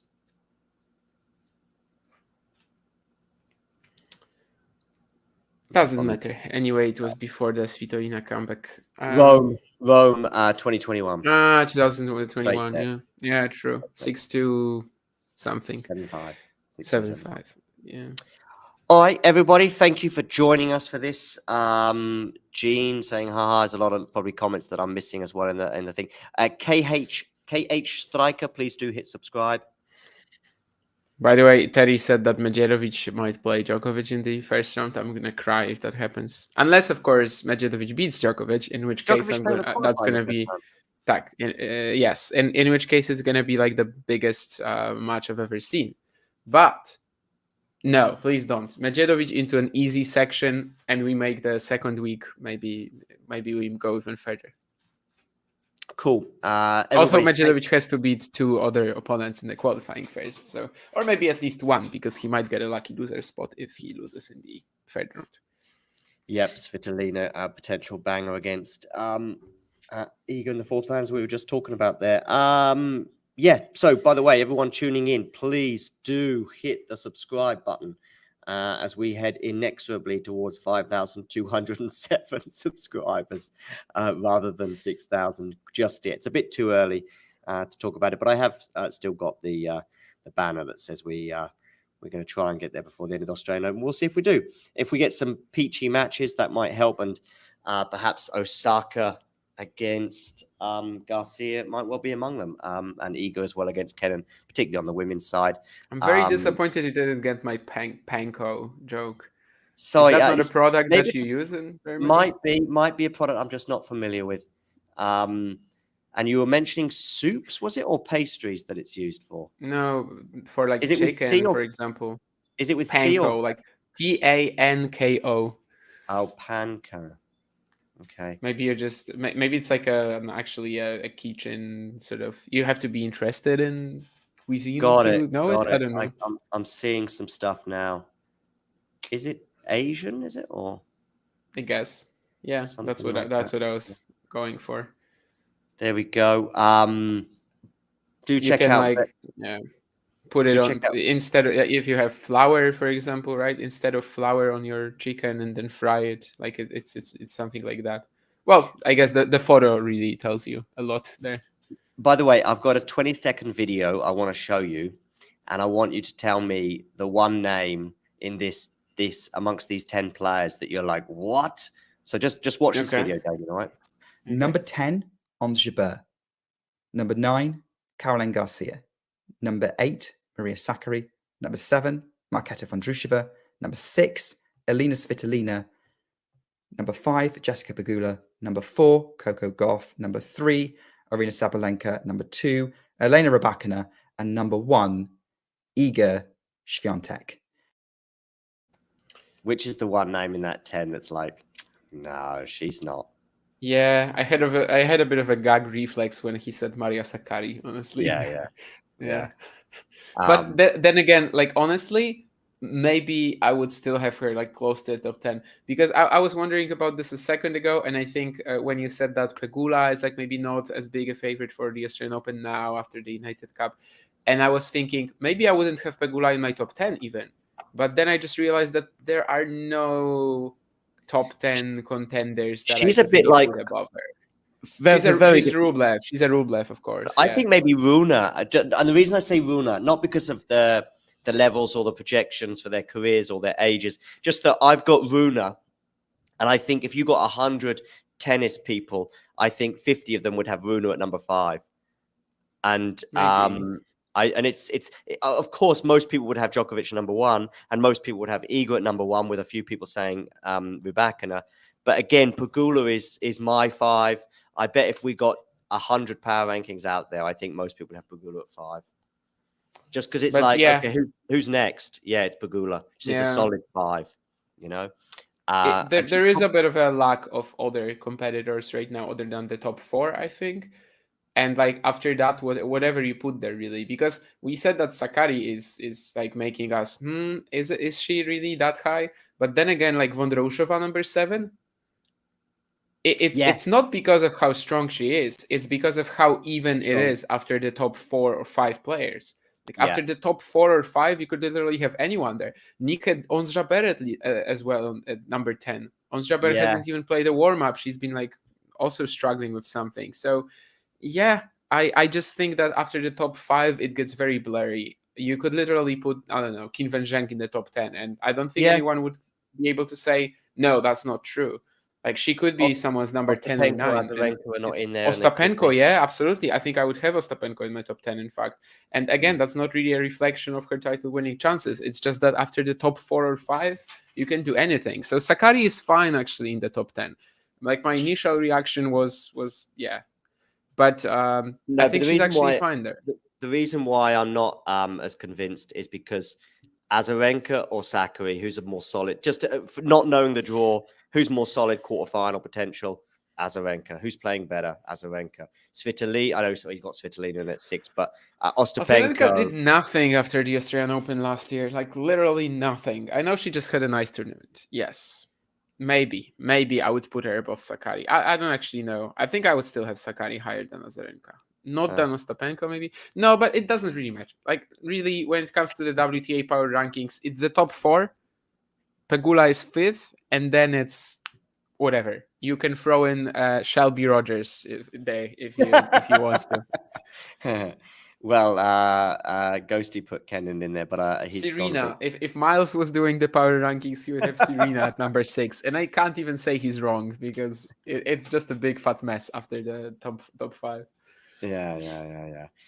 Okay, cool. I think that does bring us to an end, and you can all go check out some blurry screens and blurry draws for yourselves. And we're now going to all go away and plot paths to the finals for our favourite players, or even for the ones that we're not so keen on because we think they've got a soft draw. And Damien can get back to tuning into those qualifiers. When is the Medjedovic-Shelba match? Probably sometime soon. I don't think it's the last slot, so. But it's today, is it? It's in the sort of. Every second round is today. Thursday slot. Yeah, thankfully Klein won. Oh Jesus, I was really.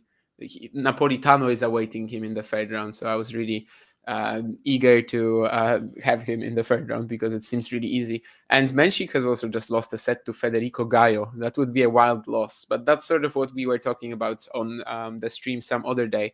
That, like, if Menchik beats Nakashima, he's still wild. He's still young. He can actually lose to someone, whereas Nakashima probably would qualify like automatically if he beat Menchik. And I'm gonna watch that 3rd set now. So he's into a 3rd he beat him set for the 2nd week in a row, and he's into the 3rd set with Federico Gaio, who hasn't really been relevant on hard courts since 2018. So I'm gonna watch that now. Good, since that seems to be a big story. Indeed. Brewing up. Okay, everybody, thank you for tuning in. Make sure you hit the like button. And if you're watching retrospectively, do hit subscribe. And we'll be seeing you all on some other stream soon. Oh, no, actually, if you're watching retrospectively, that's not what I meant. If you're watching retrospectively, get in the comment section below and let us know what you think about the draw and any other Australian Open thoughts. And that brings us to a close for now. And we'll be back at some point in the next 24 hours, I'm sure. And I just need to find the right button and then click it, and then we're done. Here we go. If you enjoyed this video, make sure you hit that like button.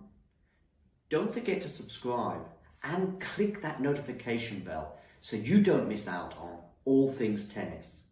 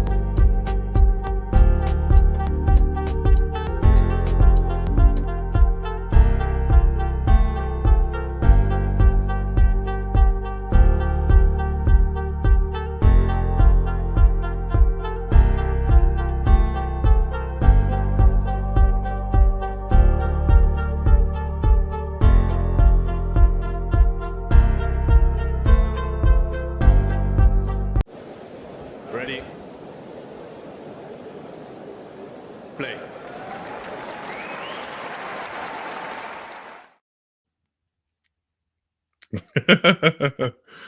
Hi. Miles David, as I live and breathe. What is happening? A lot.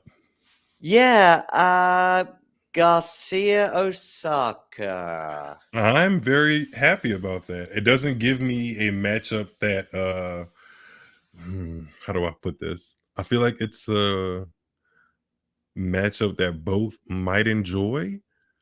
So that makes me feel like it could be a very good match. Not necessarily the match with the most the longest rallies, but it could get to a high level. It could.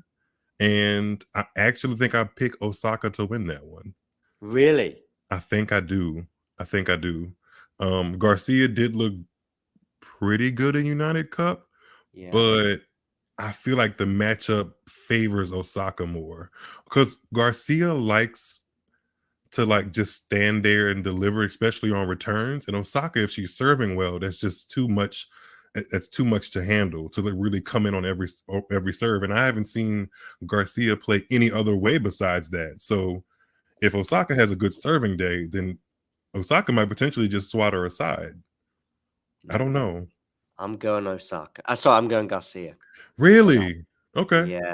What do you think? Maybe What do you think she does in that match to get the W? Because I'm trying to picture it, and I can't picture their matchups. I don't think they have a long history of head-to-heads. Not that I'm aware of. Me So either. there's nothing to go on there. So I can't say, well, pre-pregnancy, they played each other 5 times and Osaka won 4. They must have played a few times, though, surely, because they're I both hope. Yeah. Let's have a look. Osaka, Garcia, head-to-head. Of course, because the WTA website is lame, it takes us a bit longer to find the head-to-head results. And if we do, it's via some website called Steve G Tennis or Tennis Tonic or whatever. That may have it backwards. Yeah, right. So head-to-head summary. It looks like they've played each other once. Yeah, once, and Osaka won. And that match was in 2021. So it was and it was in Melbourne too. Do you remember this? Because I don't even remember. I do not. That's the year she won it. 2021. Okay. Yeah. Wow. I do not remember that. I mean, Garcia's career feels like it's been in 2 parts. One, Andy Murray tweet, and two, sort of 2022 unbelievable 6 months that led us to think that maybe 2023 would be a Grand Slam winning year for her. And then 2023 was largely a disappointment, in her words as well as mine. But I'm going Garcia just because I think it just might be around too early for if Osaka could ease herself into the tournament and the cobwebs, if you like, from the last sort of 12, 18 months that would have obviously developed for her. They just need to be. I think if she played her in the 3rd round, I might be changing my mind and going for Osaka. I just think that Garcia is ready. And I think Garcia has shown me something in the last couple of weeks, and in particular the United Cup, and in particular the first set against Iga, that just makes me think, okay, I'm not going big on Garcia, but I looked at this section of the draw, and I can't remember who the projected quarterfinalist would be for Garcia if she went that far. But I looked at all the opponents, everyone in this section of the draw. I made Garcia either overwhelming or slight favorite against. If I can find this section, she's just so streaky. Oh, the Wikipedia's finally updated it, so I can look at that the way I want to. She's just so streaky, and I feel like if Osaka's playing the kind of tennis that we saw in Brisbane and can get over some of the nerves she faced in the tight moments, I think she could have. If she wins against Pliskova, I think she plays Ostapenko next in that match. And again, that's a similar matchup of somebody that likes to stand and deliver and not really interested in crafting and using all parts of the court. I feel like Osaka can hang with that style of tennis, and Garcia lends herself a little bit to that style of player. It's a little bit blurry, as are lots of these draw images, because the Australian Open decided to use 360 pixels or whatever it is. But I looked at this section, okay, the entire section. So this is pre-Coco Gauff in what would be the 4th round, I think, for Caroline Garcia. But everyone in this section except Coco Gauff if Garcia plays Leylah Fernandez, I'm making Garcia slight favorite, partly because they played each other a year ago, and Garcia just had...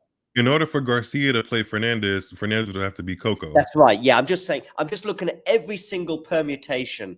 So he's in that. I'm not saying Leylah Fernandez has beaten Coco Gauff. I'm not saying Alicia Parks or any of these players are. But you put Garcia up against anyone in this quarter. If Garcia plays Sakkari, I'm making Garcia the slight favorite. If Garcia plays Wozniacki, Garcia's favorite. If Garcia plays Haddad Maia, Garcia's favorite. And if Garcia plays Osaka, which she does, she's the slight favorite for me.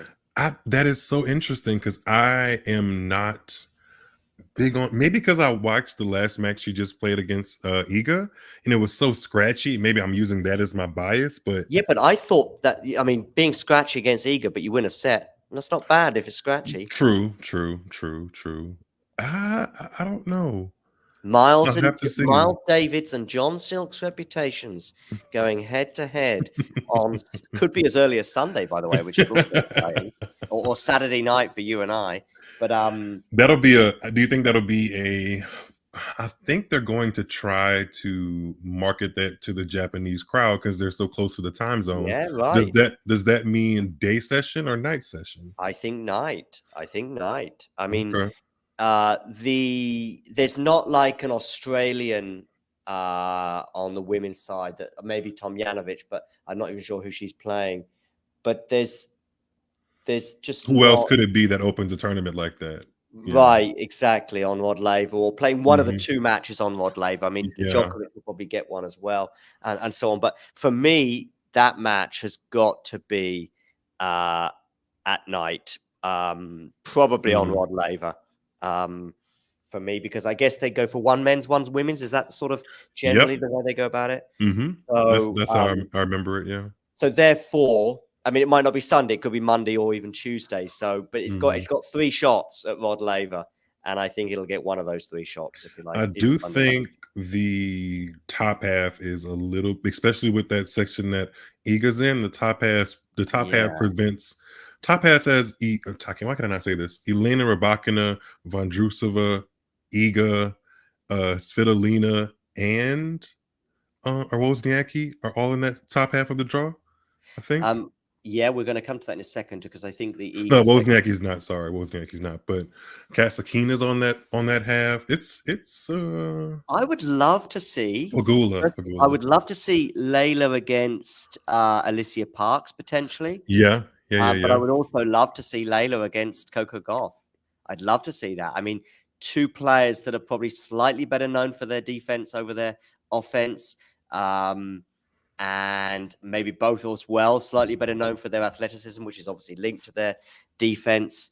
I'm not here telling you, Miles, as I think you might have interpreted that Fernandez and Garcia on a collision course. I would expect Gauff to win that, but I'd just like to see it. I'd like to see the match. I don't recall Gauff playing Fernandez before. Again, it might be they played at an exhibition, which is so random. I remember that. Yeah. Okay.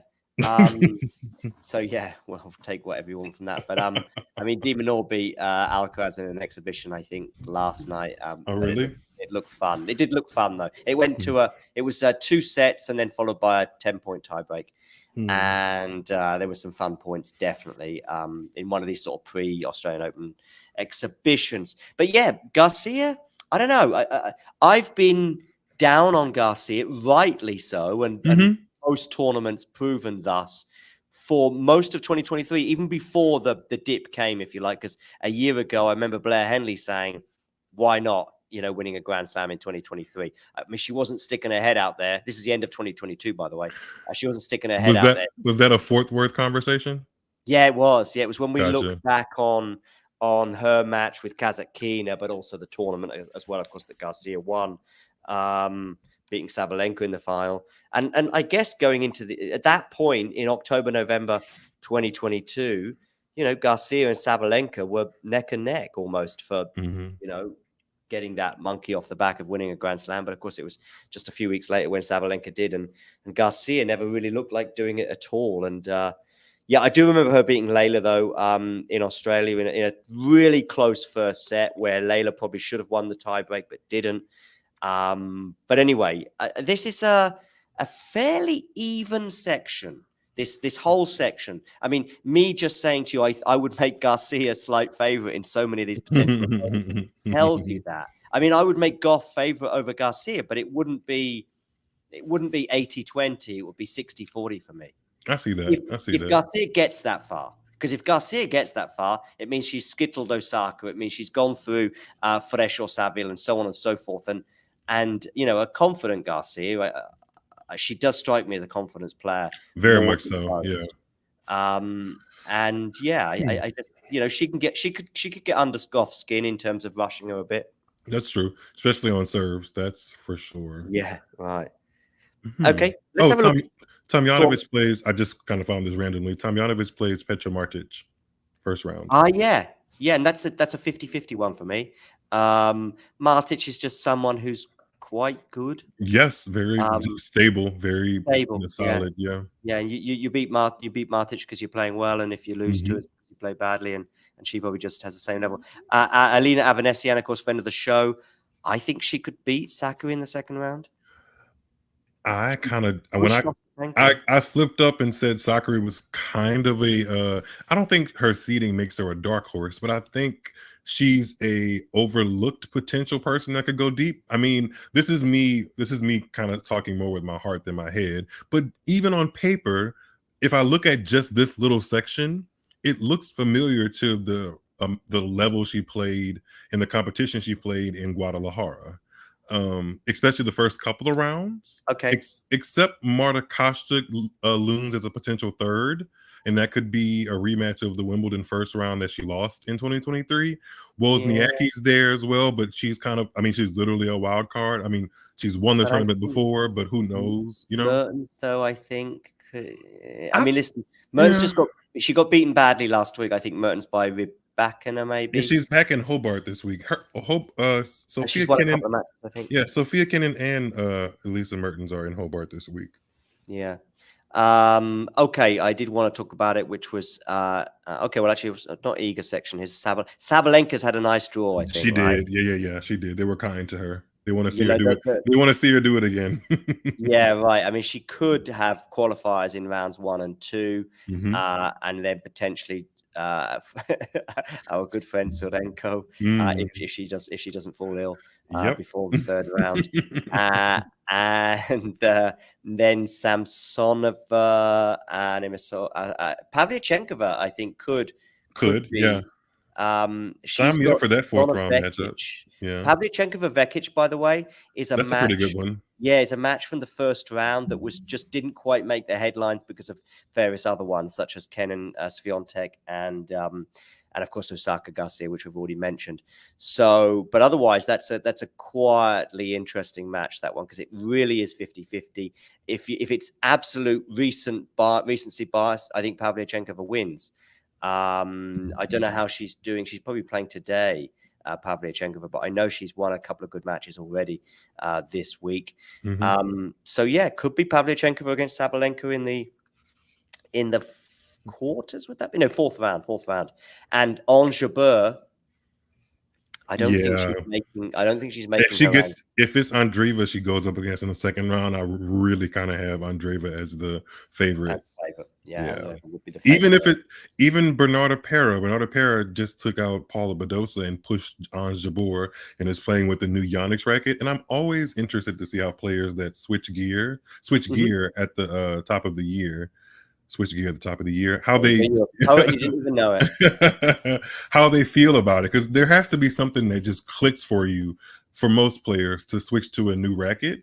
And she looked great against Badosa, getting that win, and she really disrupted Pegula. So I don't know. And Ons hasn't played since. I think she played an exhibition. If you consider that, I think she played an exhibition in Saudi Arabia with Sabalenka. I think. I've got Rybakina's section up now, and somebody here is a diehard Rybakina fan. I'm disappointed with our round 1 matchup.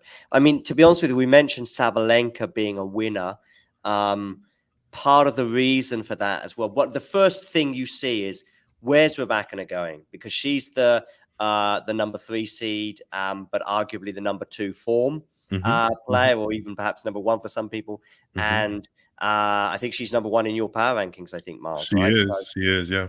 So it was, for me, the first question that needed to be asked. And whichever side of the draw, it was going to damage, not hugely, because it's such a long way to the semis. And this is what Damien was saying before. It's such a long way that a million things can happen. It's not like you're around 1 or 2 opponent that you can look at a bit more clearly.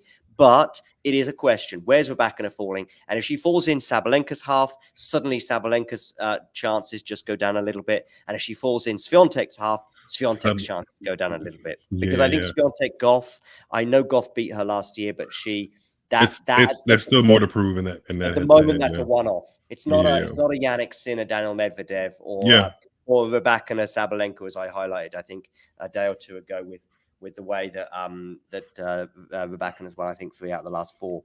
So Rybakina.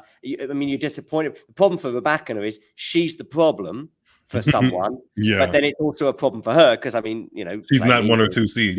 She's at the mercy of the draw a little bit. Exactly, more than those 2 are. In the world rankings, being number 1 or 2 is huge from a personal perspective. But when it comes to the Grand Slam, it makes 0 difference if you're number 1 or 2. You can easily get a much more favorable draw. But number 3 then becomes a gap, and then of course so on and so forth. So she has Pliskova in the first round. I think that's a straight set win. It should be, but it is. It's a first round draw that Mira Andreeva is the one you really probably want to avoid, but maybe Pavlyuchenkova as well. I think she's unseeded, so. And Osaka, of course. But Pliskova then comes into that conversation, does she not? As an unseeded player, you don't really want to play. Yeah, but I'm not, similar to how I've kind of been feeling on Garcia, but even more so, I'm not big on Pliskova right now. And she also has quarterfinal points to defend, by the way. So if she doesn't get out of that first round, it'll be a tricky situation for her as far as rankings go the rest of the year. Yeah. But then Brooks has just been playing 1 or 2 matches this week, and I saw her get a notable result against Paolini. But of course, she just lost to Rybakina, I think, yesterday. So that would be a rematch there, and probably a similar result, although it was quite close. I think it was Jasmine Paolini is in the mix there. A potential third round for Rybakina. But her losing to Brooks is a result that took me a little bit.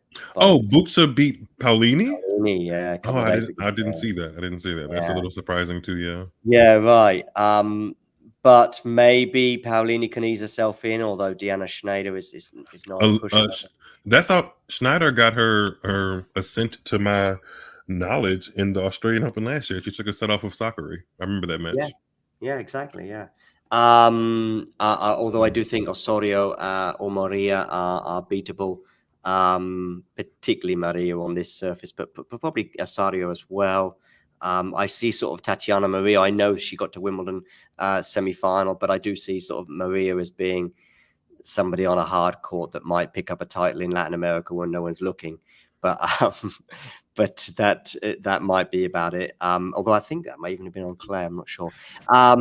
And Osorio moves so well on the clay, but yeah, unfortunately that underpoweredness that she probably has on a hard court ends up punishing her. So I don't think the draw is too bad for Rybakina. It could be worse. Yeah, right. And again, Kalinina is somebody she beat in Rome final last year. And I think on a hard court, the gap is even wider. Kazatkina, lovely Kazatkina, but there is a ceiling for her, and it's probably a sort of 4th round or quarterfinal at a slam.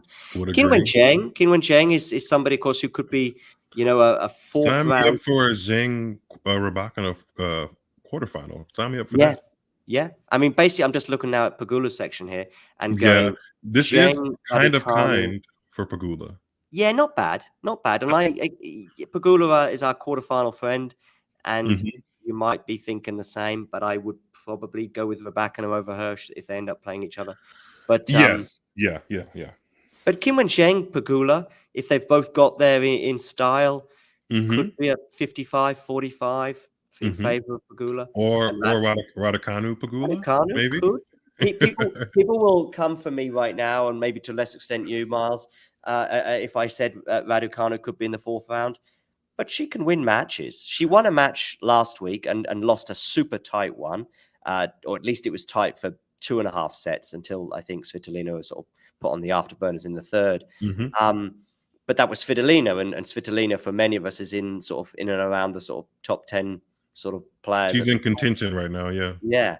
So did she feature in your Svitolina? Did she feature in your power rankings? Power rankings, she did. I forgot where she was, but she was in the top 10, yeah. Yeah. So she's in your top 10. She was as high as 6 in. I wouldn't be mad at you for thinking Raducanu could win some matches. I just would feel like it's a little bit in the heart over head category, just a tad. Because I'm not a big Raducanu fan, actually, in a way. I'm probably less of a Raducanu fan now in the last few months. Some of the things she said have annoyed me a little bit.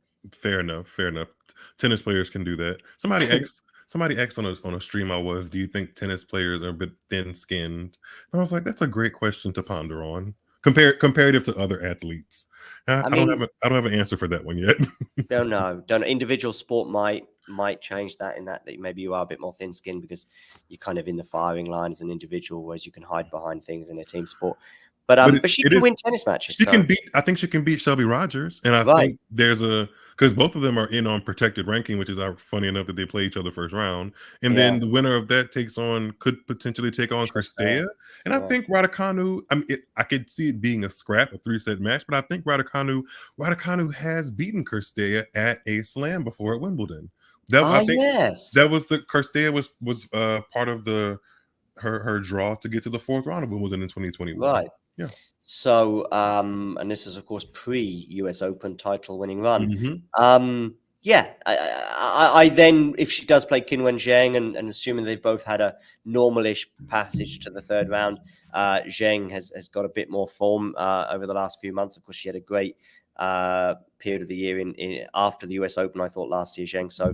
So I would pick Zheng in that, but it also depends on how they get there. I mean, if Zheng is struggling past Katie Bolter, for example, and Raducanu swatting people aside like she did in New York a couple of years ago, then I might change my mind. But if that's where Raducanu's run ends at the 3rd round against Qinwen Zheng, it would be another step in the right direction. She just needs to stay healthy as well. So if she wins 2 matches and goes to a 3rd set against Qinwen Zheng, but doesn't fall down like she did against Svitolina, she can leave this part of the world with her head held high. And then Pegula Zheng, I mean, again, depends on how they get there. Yeah. I could be going for Zheng in that one. Right now, I'd go Pegula, but depends on what happens over the next. Depends on how she looks. Yeah, if she's just scraping by. But if she is just scraping by against the likes of Krunic and Burrell, then something's really going on. I think she should not be dropping. She should not look to drop a set until she gets to at least Julien in the 3rd round. Maybe Trevisan, but that's Trevisan on a hard court.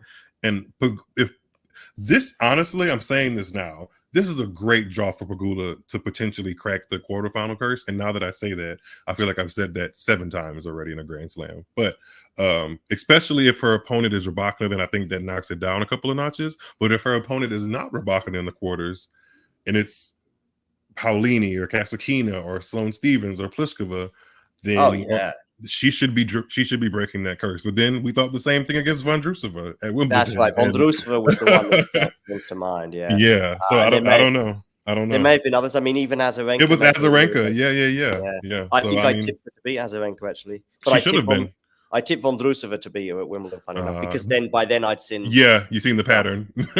Yeah. I do think that this curse that we talk about with Rublev as well, to a lesser extent Sabalenka in semifinals, I do think that there's a bit more about the level of opponent that you're likely to play in that quarterfinal. Did she lose to Madison Keys, Pegula, as well? Maybe she did, but that was before the quarter. But maybe, yeah, 3rd or 4th, one of them. By the way, plenty of new names in the chat that maybe they're not super new. I see Sean from time to time, I think, but Shusei, Lizzie S, KH Striker, and I think I've seen Marcus E in the chat a few times before, but I'm sure 1 or 2 of you maybe haven't hit subscribe. And if you do hit subscribe, you can be really pleased with yourself because you'll see that little ticker above my head tick over to the number 10 or maybe even number 11. And you can do a little dance and say, that was me. By the way, Miles, I want to get your thoughts on Iga and her draw, because Iga and Iga's fans have been going crazy about how tricky this draw is. And I think they're right to. They've been going crazy for a bunch of different reasons. Yeah, but regarding the draw, I mean, I've been going crazy about this draw because I think it is, considering what she got at Wimbledon last year, this is payback. Yeah. I think this is her most brutal Grand Slam draw since she's been a top-seeded player, I think. I mean, Sofia Kenin in the first round, literally a former champion of this event, is rough. Although Sofia Kenin isn't playing Sofia Kenin of 2020 level tennis, they've played at a Grand Slam final together. And Sofia Kenin lost that one, but still, it was a moment for both of them. So to play first round of a Grand Slam is quite interesting to see their names next to each other. And then right after that, you see Danielle Collins, who beat Iga in 2022 in the semifinals. So there's Angelique Kerber right there. There are some names. Even Svitolina, who beat her at Wimbledon, is all of those are names that she could see before she even gets to the second week. So that's tough. That's tough. For me, she beats Kenin and Collins, for example. Partly because Collins, for example, I don't think she's shown us much since the Australian Open final of 2022. It's been hit or miss, very hit or miss. I mean, very. I actually think she's even gone down a little bit in the last 12 months. So 12 months ago, I still thought she might do something in Melbourne to sort of repeat the run she had a year before. And I watched some or all of her matches. I say all of them. I don't mean from start to finish, but I probably caught her playing Rybakina, definitely. I caught her when that match that she was playing, which in German time was like 3 p.m. because it wasn't quite Andy Murray-esque, but it was must have been super late in Melbourne because it was middle of the afternoon and I was struggling to stay awake because I'd been awake almost 24 hours. And that was when she had that tie break and she thought she'd won it. She thought it was 1-7. And then she celebrated. Do you remember that, Miles, when she celebrated winning the tiebreak, but she hadn't won it? That was over Muhova, right? Yeah, it was over Mukova. Yeah, true. Which actually, looking back, is an even more impressive win. But yeah, so she showed flashes for me a year ago, but I don't know if we have enough over the last year to do that. We will just keep going for a couple more minutes, people.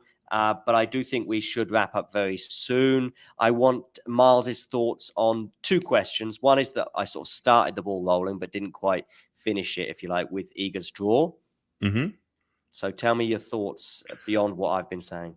I think that she's going to have to earn an Australian Open trophy if she wants it. And I think if she earns it, she should be very proud, honestly, because this is a tougher draw than I can remember in her past Grand Slams that didn't seem as tough. But sometimes I do give a little leeway for number one seeds because you've worked that hard to get to that part of your career. Sometimes, there is luck and give and take involved. You've worked that hard. Sometimes you do deserve a little bit of a lax draw at the beginning of it, but not this time. So with Ostapenko, there's a potential quarterfinal opponent. And Ostapenko actually has been playing some good tennis. She's still Ostapenko. There's just names that could cause damage. I'm even looking right now at the draw. There's Kudermetova, and that could potentially be a fourth round match. And if the courts are playing quickly like they were playing quickly in Tokyo, Kudermetova beat her in Tokyo. Yeah, I mean, there's danger afoot almost every round for Iga, and that actually kind of makes me more interested to see how she comes out, how she looks, how she plays against these dangerous opponents that either she's just played that may have gotten in the last 12 months a victory over her or have gotten a victory over her. I think those kind of things matter. Now, granted, she also has a level of tennis in her where she could just get to the court and just completely stretch away from all of these people. But on paper, it makes me interested to see what happens. Really I like to see Iga pushed. Because as amusing as the bakery is, after a couple of matches back to back, she's we can only take so many carbs. It's only so many. Yeah, exactly. Otherwise, it gets a bit heavy. And I'm dead neutral on Iga. I find her amusing. I find her actually more than amusing. I've come across her at fairly close proximity a few times, and I find her very generous and warm with the media, particularly in Madrid last year when she's finishing her match. Actually, I think it was against Kudermetova in the semi-final. And I want to say, actually, regarding that occasion when she spoke to 2 or 3 journalists afterwards in what was a mixed zone at 1 a.m. when she could have easily just skipped it. I was really appreciative of that. And playing Kudermetova on clay, Iga wins that, and the bakery is going into overdrive. But on a hard court, yeah, I'm with you. I think it's possible. I still would make Iga favorite, but it's one where you go, oh, okay, she beat you in Tokyo last year. The other thing I want to get your thoughts on, Miles, before you do go, is the men's draw. Any hot takes? I noticed you tweeting about obviously Coric playing against Tiafoe. Yeah, I think that's tricky for Francis. It is. I agree. Because there's a part of my tennis brain that thinks that Coric is kind of a better hardcourt player. There's a piece of me that believes that.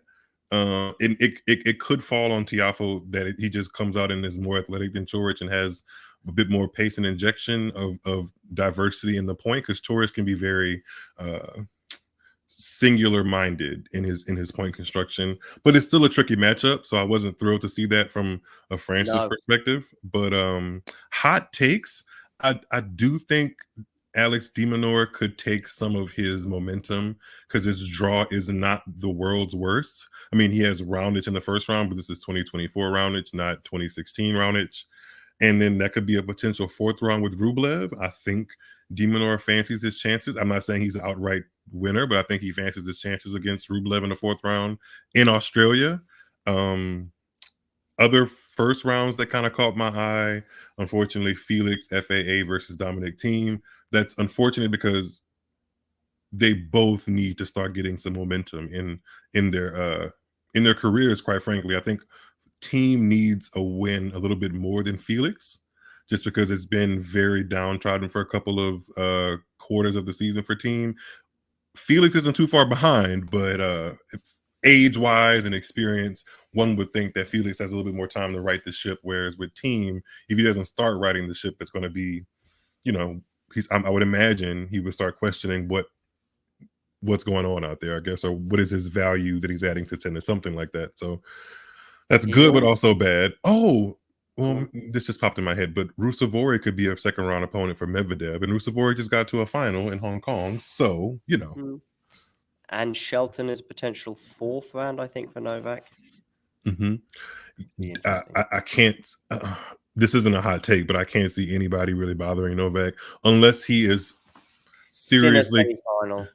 Yeah, unless he's seriously carrying something in his wrist that is making him uncomfortable. I can't see anybody really troubling him. Medvedev 1st round if he's playing qualifier. So I mean, I'm not saying. I still think Medvedev, if Medvedev was a different nationality, I think he'd have a better chance. I just think sometimes you get it's a mental thing. Yeah. Loving and he's my hero, blah blah blah, and that doesn't do yourself any favors. By the way, the Thiem Felix match, the loser, oh my goodness me, it could be an ugly-ish 4 or 5 setter, and we just sort of watched 2 players, particularly with Thiem, with what they've done in the past, and go, and if Thiem loses that in 4 sets, it would just be another low. Yeah, it's not a great draw for either of them at all. But Dimitrov and Fucsovics could be fun. I feel like they could be out there for easily 4 or 5 hours. Lots of slicing, lots of slices and extended rallies. But let me look at Dimitrov's section outside of that. If he gets past Fucsovics, I think he's in the Medvedev section. Round 4 Medvedev, and he did beat Medvedev in Paris Bercy last year, I think in the 2nd round. And Medvedev reacted in a very funny way by sticking a finger up the crowd. I just think outside Grand Slam, best of 5, I'm going Medvedev for that one. For sure. And then there's a potential 4th round matchup between Ruud and Zverev that I think could be interesting, because Ruud has shown some signs of life at the United Cup. But I think Zverev as well. Yeah, he actually ended up winning United Cup for Germany, but he might have other things on his mind, so who knows? And then the winner of that could potentially play Alcaraz in the quarters, although a bit of tennis for Alcaraz to have played before then, including I think Dan Evans and maybe even Bublik on the way. All right, Miles, big thanks for joining us spontaneously and late on. It's been great having you on board. We'll have you on board again soon. But I think we should both give this a bit of a wrap because it's getting late for both of us. And and I'm sure we'll be seeing each other very soon. But big thanks. A lot of tennis to watch. A lot of tennis to watch. even a little bit of tennis this week still. Yeah. So before the Australian Open, of course, begins on Sunday in Australia, Saturday night around about midnight across Europe, and Saturday night anytime between 6 p.m. and 9 p.m. across the various parts of the Americas. Yes, indeed. So make sure you don't forget, because there could be people out there that don't even know that it's starting 24 hours before they used to. Most of us would tune in Europe, for example, and think, oh, Sunday night, here we go. But actually, it'll now be Saturday night. So maybe you have to come home from the pub a bit earlier. Something like that. Maybe brunch will have to be cut short. Yeah, depending on where in the world you are. All right, Miles, big thanks for joining us. And make sure you check out Miles at Tuned Into Tennis across all the socials. And I'm sure we'll be seeing each other very soon. Thanks, Miles. Thanks, John. Always fun. See you soon in the tennis Twitter streets. Cheers. Bye-bye. Cheers. Bye-bye. If you enjoyed this video, make sure you hit that like button. Don't forget to subscribe and click that notification bell so you don't miss out on all things tennis.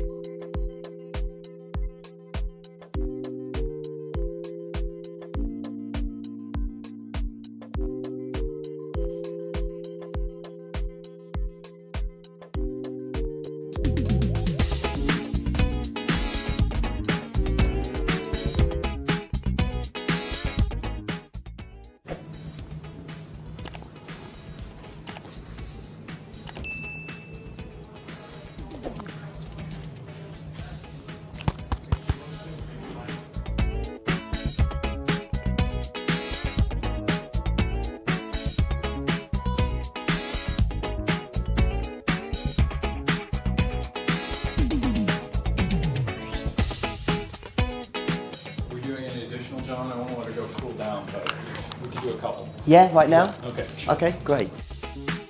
You got it all inside of you. Yeah, should work fine. Can I have 10 seconds or 20 seconds? Okay. I didn't know, sorry. All right. That's fine. He just wants to. Yeah, yeah, no, that's fine. You can just time and then Feel it to be true. And when you dance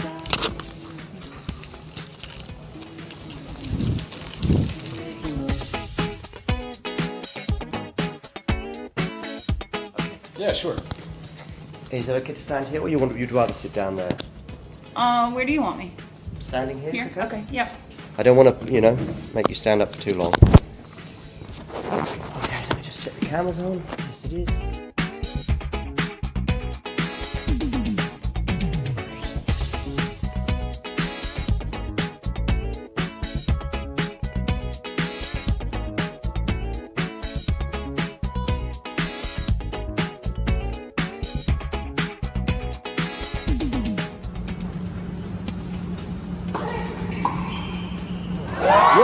return!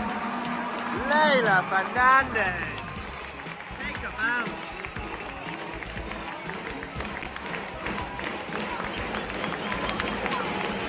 Match point, ladies and gentlemen. Championship Billie Jean King Cup point. Get her in somehow.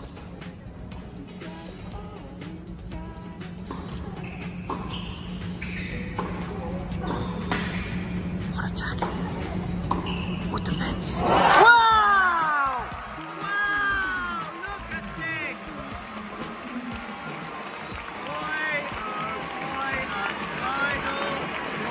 I was probably a little bit bamboozled with with everything. Sorry.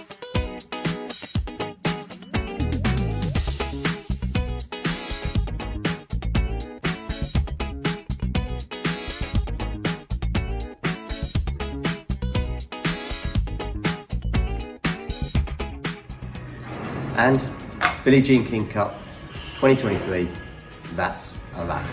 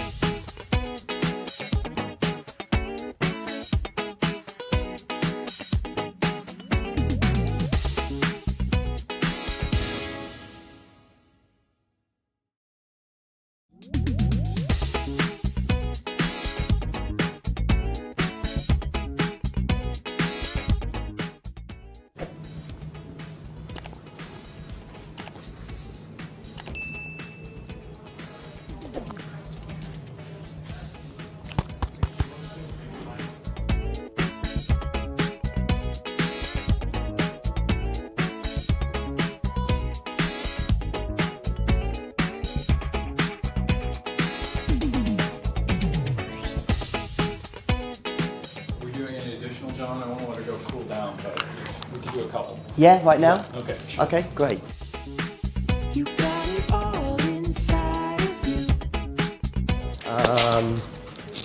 Yeah, should work fine. Can I have 10 seconds or 20 seconds? Okay. I didn't know, sorry. All right. That's fine. He just wants to. Yeah, yeah, no, that's fine. You can just go the time and then Feel it to be true. And when you dance,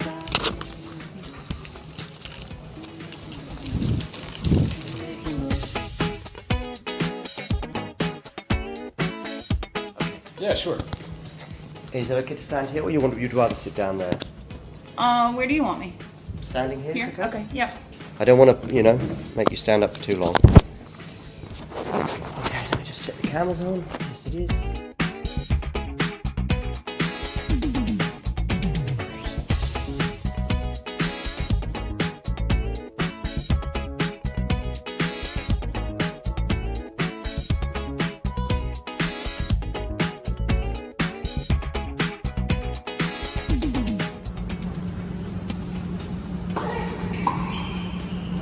What a return!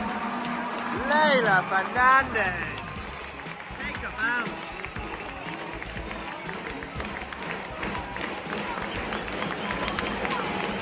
Match point, ladies and gentlemen. Championship Billie Jean King Cup point.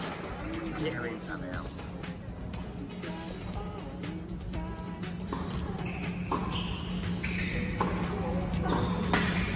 What a tackle. What defense. Wow! Wow! Look at this!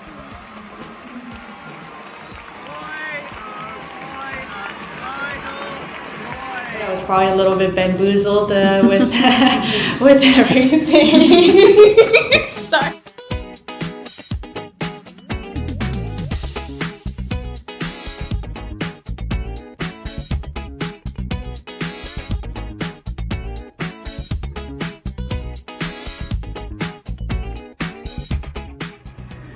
And Billie Jean King Cup 2023, that's a wrap.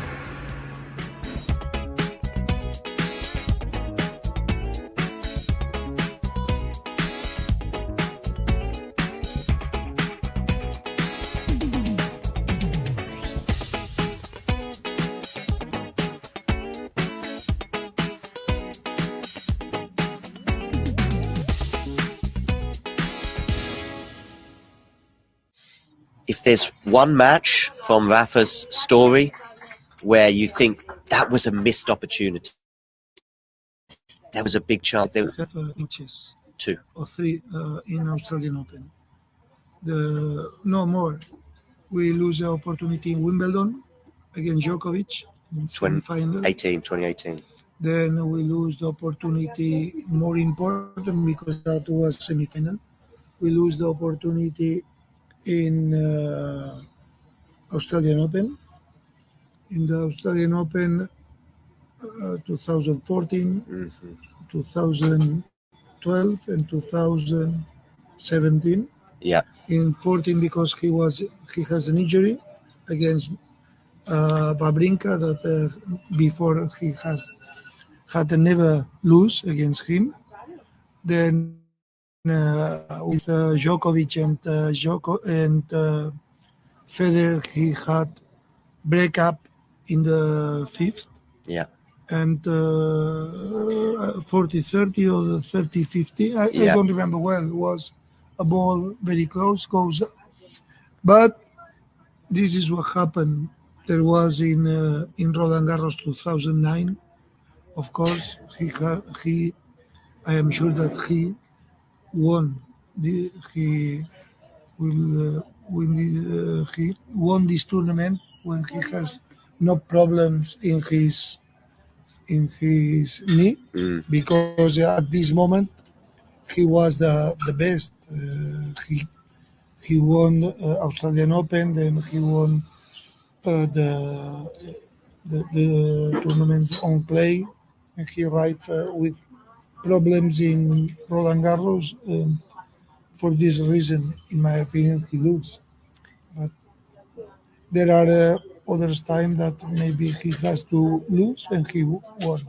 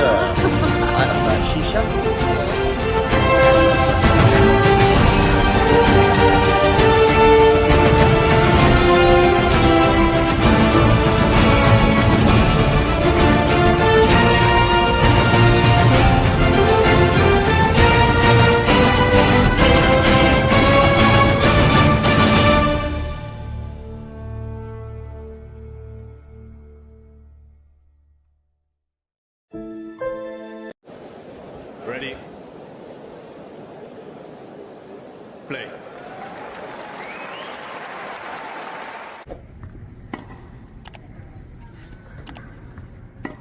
And now here I go slice.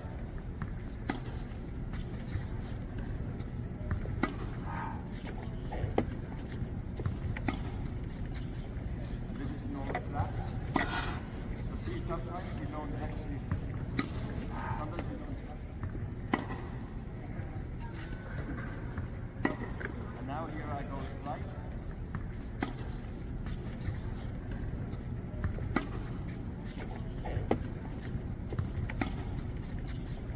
This is normal flat. The 3 top strikes you don't actually. Sometimes you don't. And now here I go slice.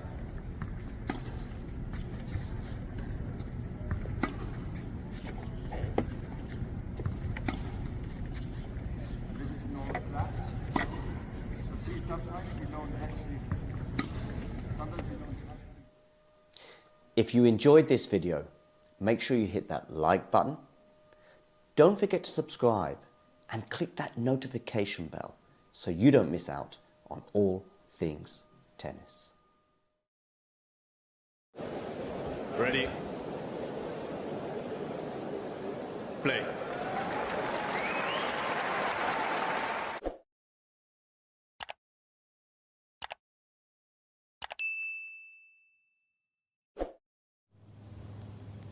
Emma Raducanu has given an interview with the BBC where she's outlined her plans to return from injury, when that will be. She's also explained what she's been up to whilst away, and she's been watching much tennis.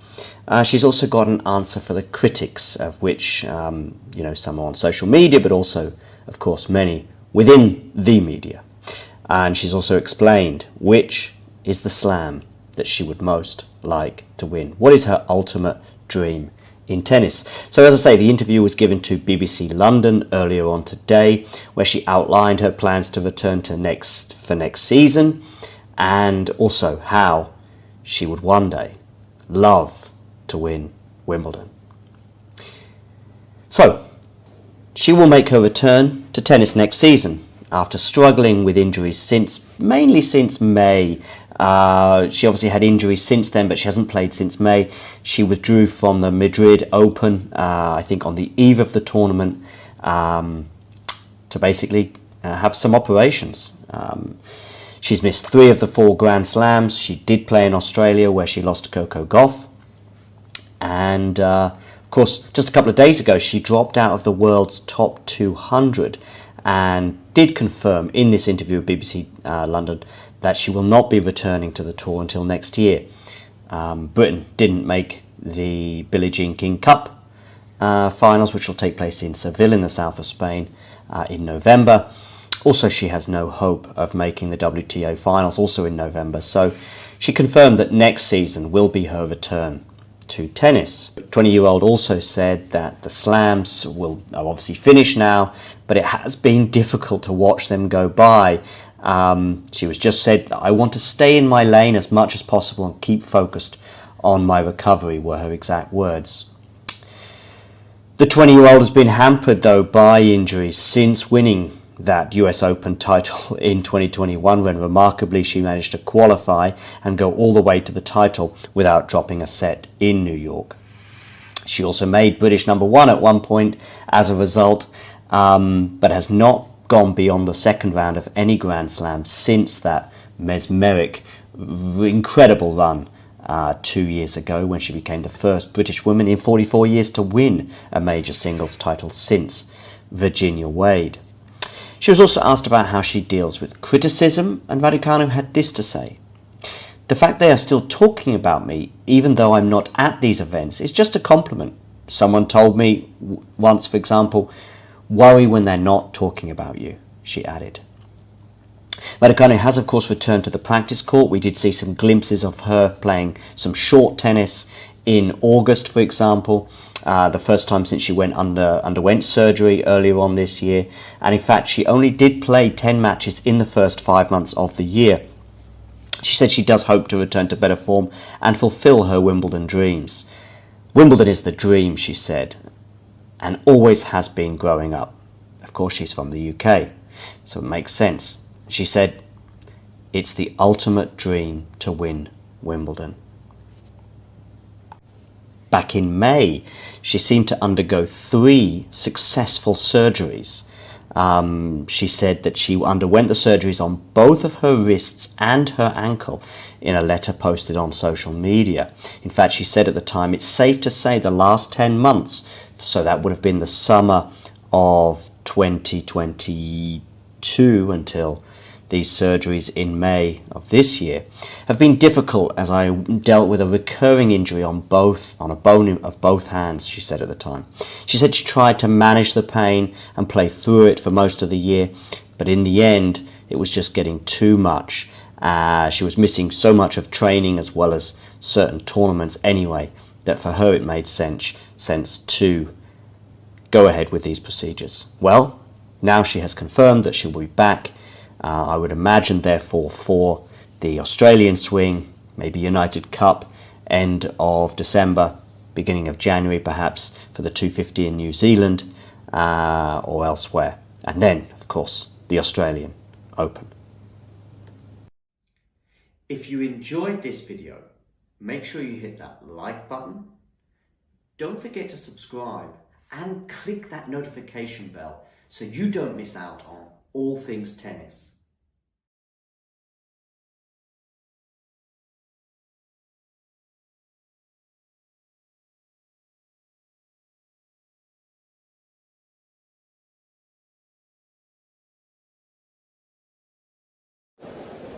Ready? Play.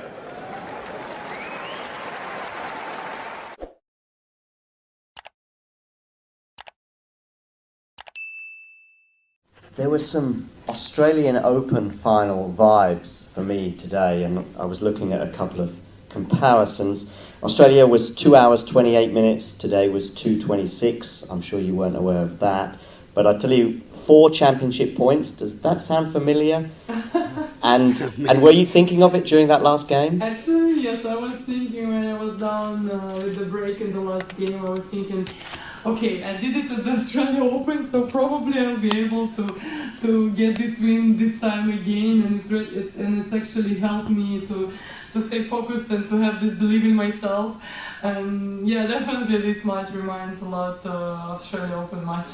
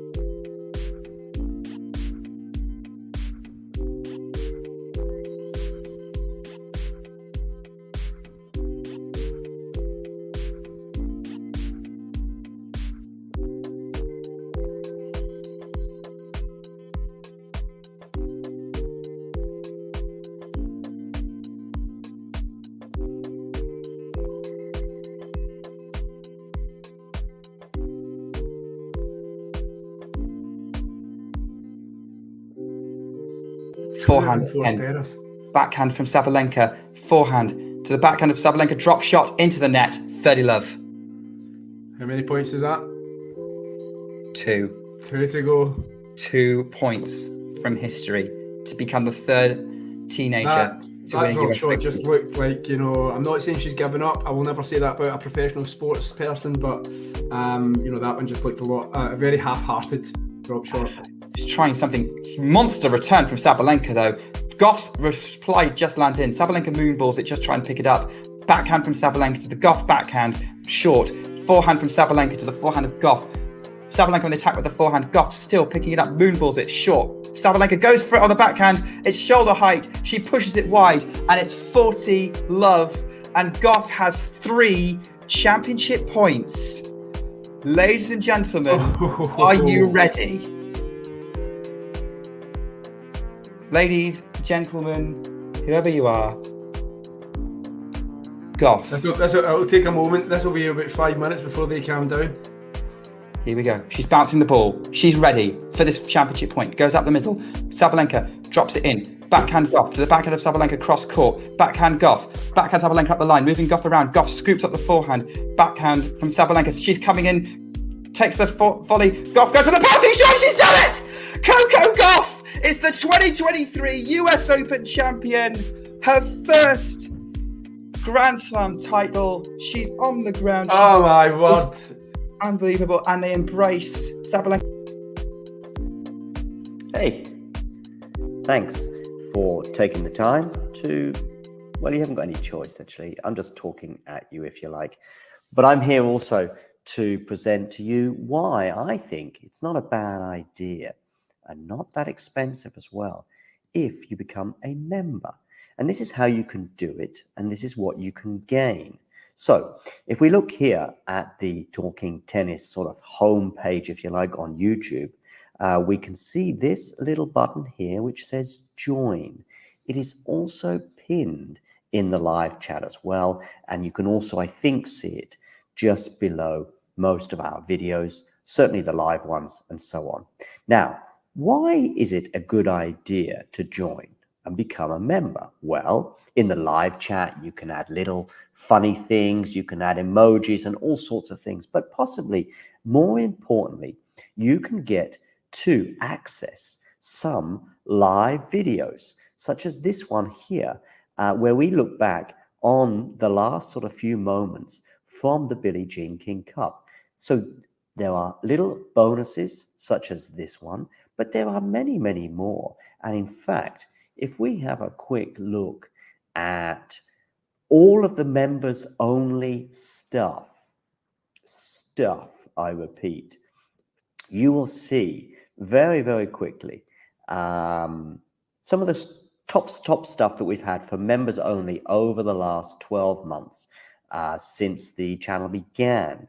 Remember, these videos are for members only.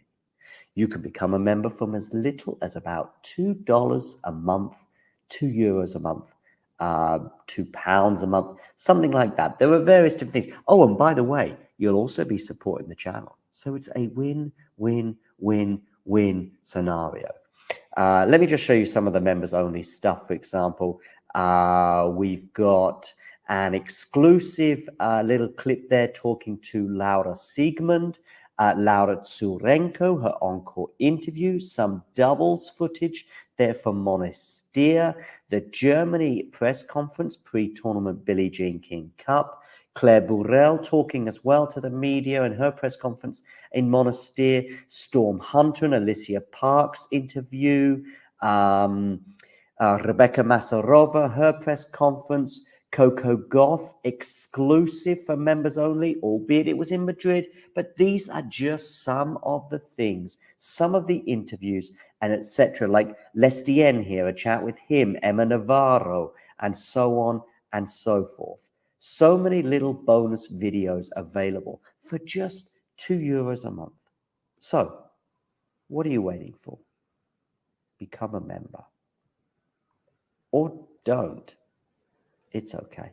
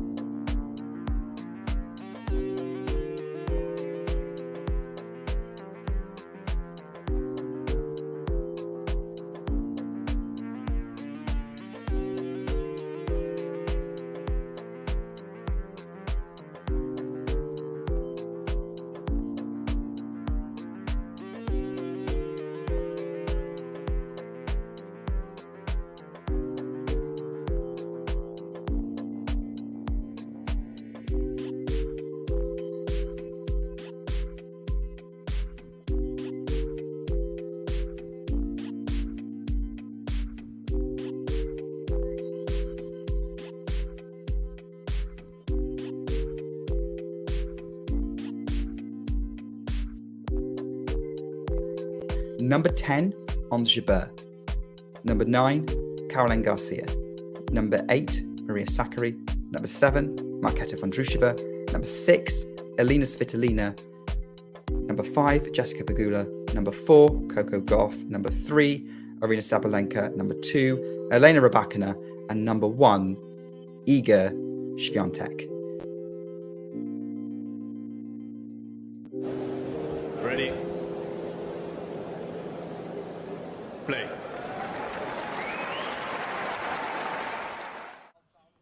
Nope. Oh, okay. Hi, Botic. First of all, how was the training session today? Yeah, I think we had a good practice session. First we played some doubles, and yeah, we ended with some single points. So it was a long one, but I think we played some good level. So I think everybody's happy in the team, and I think we're ready for it today. And you seem like you're having fun as well. Yeah, definitely. The team is having a lot of fun. We know each other quite well. We play already quite some time with each other. So yeah, and off court we hang out a lot. So it's nice. Yeah, it's a good atmosphere, I think. Good. You mentioned in your press conference earlier about some of the difficulties you had this year. Obviously, an injury following that loss to Runa. But you said also that was quite a mental challenge as well, getting over that loss, right? Yeah, definitely. Yeah, I think I was 29 after Munich, or top 30. I don't know the ranking by number, but yeah, then not playing with an injury for a while, having to stop, picking up another one, losing some points, and yeah, going to 60, 70. It's difficult. I think it's also part of tennis, but I never had it before. So I think the first time is always tough when you go down in the rankings. Was the Runa sort of injury in that final as well? Was that distracting for you, or did that not bother you at all? No, not during the final. No, definitely not. So yeah, from Madrid on to Rome, Roland Garros. Then I stopped for 2 weeks. Had to miss the Dutch grass tournament, and then I started playing again with some difficulties. And then afterwards I twisted my ankle, so I was out again for a couple of weeks. So yeah, I came back during US Open, and then have to find the rhythm, the movement. Of course, everything in the beginning is tough when you didn't play for a while. So yeah, I think at the end of the year I picked up some good wins, and I played a little bit better tennis. So yeah, that's also giving a confidence boost. I'm gonna just ask you a question. Just want to show you some pictures, and I just want you to tell me what you think. Okay, here's the first one. You can probably see it. What's your first thoughts when you see this picture? I think we played a terrible doubles in Rotterdam. Yeah, I think we played Gillet. No, I'm not sure actually. Who did we play here? Chile Liga, I think. That's correct, huh? Yeah, we didn't win, so no, but we had fun. I think we always have fun when we play together with the doubles, so yeah. Are you expecting to play both doubles and singles this week? Not sure. There are some options, so we have a lot of options in doubles, so we'll see. Yeah. Who's better. Next picture is this one, which is from US Open 2021. What are your overall thoughts positive, or do you still think that did you dream bigger even then? No, I think overall, I think this was against Schwartzman. Yeah.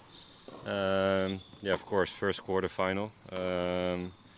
Yeah, when you're gonna start in qualies, when somebody says you're gonna be in the quarterfinals, I think you sign for it. So no, really positive feeling about this one, and I think Medvedev was just too good in the quarters. I think the whole tournament he was just too good. Yeah. Next picture is this one. I'm not eating cheese. You're not eating cheese? No, not like on bread and stuff, or no, I don't eat cheese a lot. Let's say. You know, you have something with Rafa Nadal. He doesn't eat cheese either. No? Yeah. Oh, that's a good thing, huh? Maybe. Yeah. No, it's no, I don't eat it like other Dutch people. Like they always had it for breakfast and everything. But yeah, I'm like I'm not eating this one. This picture, you and him shaking hands at the ref. What does this make you think of? Yeah, first time I played him, thinking in the beginning I was a little bit overwhelmed, like he walking on court, and yeah, then they say all his best results he won it like a couple of times, so at least it wasn't Philippe Chatrier, I guess. I don't know if that made any difference. No, that's true. We played on Suzanne, yeah. So yeah, but I think it was great first match against him there. First two sets didn't play quite well, but yeah, of course. The last picture I have for you is. Yeah, I think Djokovic at the moment is. Yeah. Is it impossible? Yeah, I think it's tough to argue with somebody who's winning so many titles, but yeah, then you have Roger. He is like did so much for the sport, I think, and he's like, I think they're all different in a way. So I think it's tough to say somebody is the GOAT, but on results wise, yeah, you have to go with Djokovic, of course. But yeah, maybe classy wise, maybe you go Federer, and I think Rafa is what he's doing. Like Shields was asking a nice question actually. He said if 2 of the Grand Slams would have been on clay and not on hard, for example, how many would Rafa have won? Yeah, I think they're all great, amazing players. Maybe the best 3 players at the same time we're gonna see for a long time. Thank you, Botic. Thank you. No worries. Thank you. If you enjoyed this video, make sure you hit that like button. Don't forget to subscribe and click that notification bell so you don't miss out on all things tennis.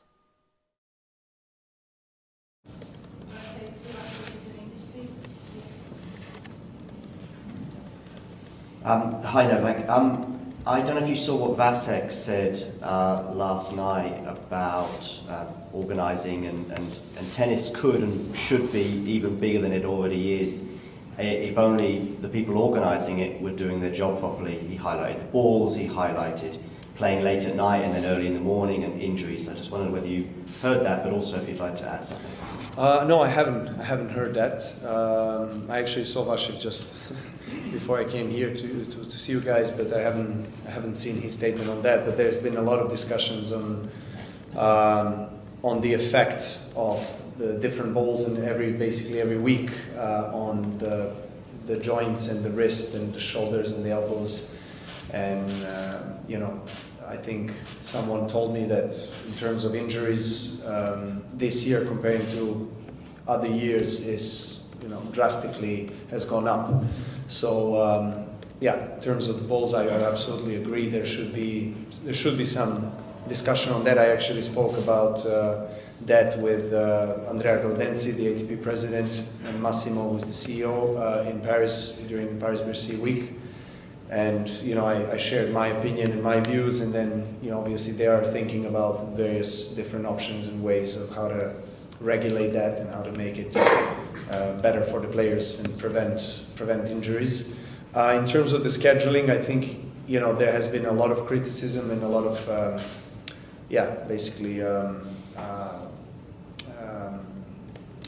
players complaining about it. So I think that should be addressed in a proper way. Obviously, Davis Cup and ITF is regulated differently from ATP Tour and from Grand Slams. You have different governing bodies, different schedules, different broadcasting demands. In the end of the day, we know that the TV is the one deciding, fortunately or unfortunately, but there has to be more, I guess, thorough discussions on that as well.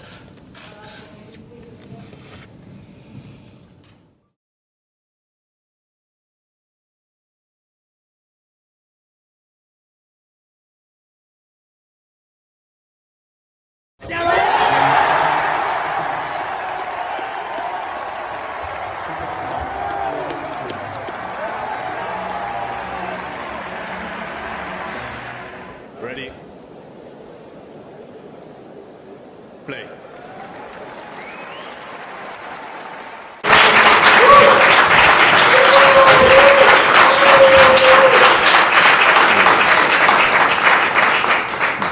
Welcome everyone. Let's start the press conference. Please, questions in English.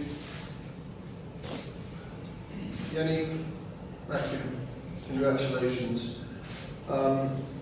This afternoon, did you play the match of your life? And what did it feel like playing that match?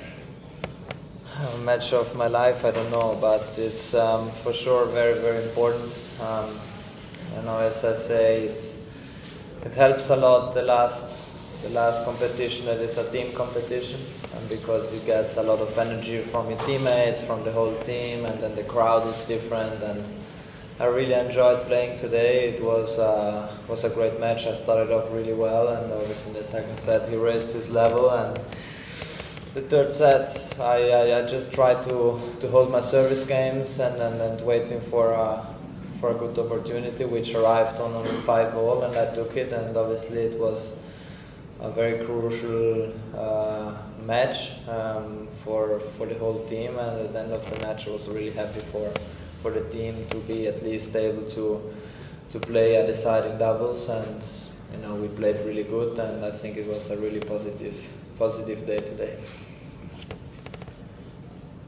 Yannick, I just wanted to ask you about the 3 match points that you saved at 4-5 in the third set in the singles. Can you just talk us through what was going through your head? How did you remain calm in those moments, and what were you trying to do in each of those points? I know that it was a really important, obviously, important game. We changed not for so long for new balls, so I knew if I'm gonna serve well that maybe I have some free points. But I had to stay in the present moment. It was love 40, and he missed a quite easy backhand, which gave me a little bit of confidence and belief. And then after I served twice, really good. And nothing, after this kind of games, your energy level and then mental level, it's racing, and I think this helped me today. Yannick, over here. I'm not sure anyone else can maybe say they've beaten Novak Djokovic twice in one afternoon. What does that achievement mean to you? Yeah, it means a lot. Obviously, before the match, we were talking that it was a really important test today.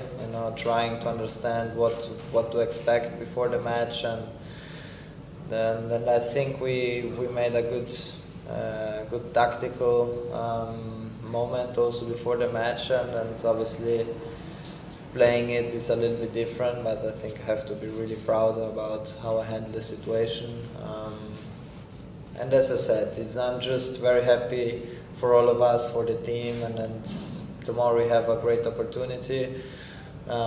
We know this, but in the other way, we will try to stay as relaxed as possible. Keeping the smile in our head, which is important also, and then also to be happy to be here. It's not so many For me, it's the first time that we can play a final in Davis Cup, which means a lot for us. One last question in English. Yannick, just looking forward to the final. And to the other guys, please, as well. Apparently, the Australian team that you're facing in the final, you'll be playing de Minaur, presumably, in the second match. And you've got this extraordinary hold over him. I think he's only going to take one set off you. How much of an advantage do you think that is for you? And what confidence does that give you? Well, we don't know who is gonna play. Se ti faccio giocare. Yeah. We have to decide. We have to. You know, I have a lot of hours in my leg. This I know. If I play against him, it's gonna be different. You know, finals, as I said, it's always different. But let's see. It's his decision. He's the captain of the team, and so he can answer you that. What do you say? Thanks, Yannick. No, obviously it's our point of power. Yannick give us a lot of energy, give us a lot of confidence in ourselves. Obviously, he's a great player, but he's not only a great player. So he's a great person. That's what I like. So, yeah, he's probably in the first position to play tomorrow. What do you think of the Australian team? Strong, different. Different from Serbians. Maybe more, maybe closer than Netherlands, as singles and doubles. But still, we have to take care of us, thinking about tomorrow, enjoying today, but focus for tomorrow. So head to tomorrow. We switch into Italian. Per favore, domande in Italian. If you enjoyed this video, make sure you hit that like button. Don't forget to subscribe and click that notification bell so you don't miss out on all things tennis.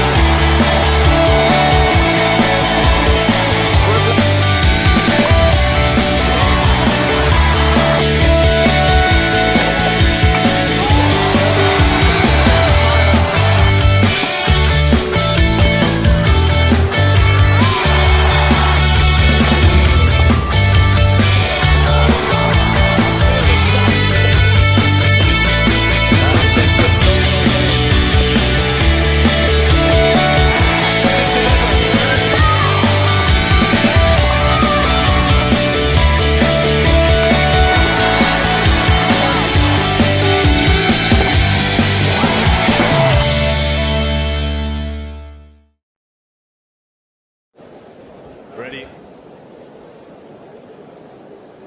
Play.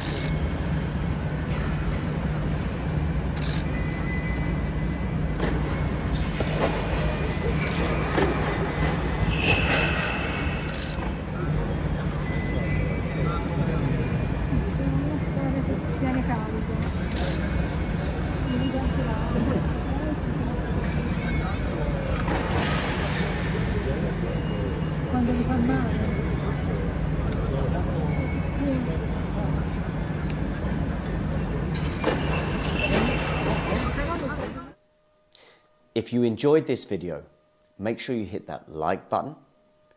Don't forget to subscribe and click that notification bell so you don't miss out on all things tennis.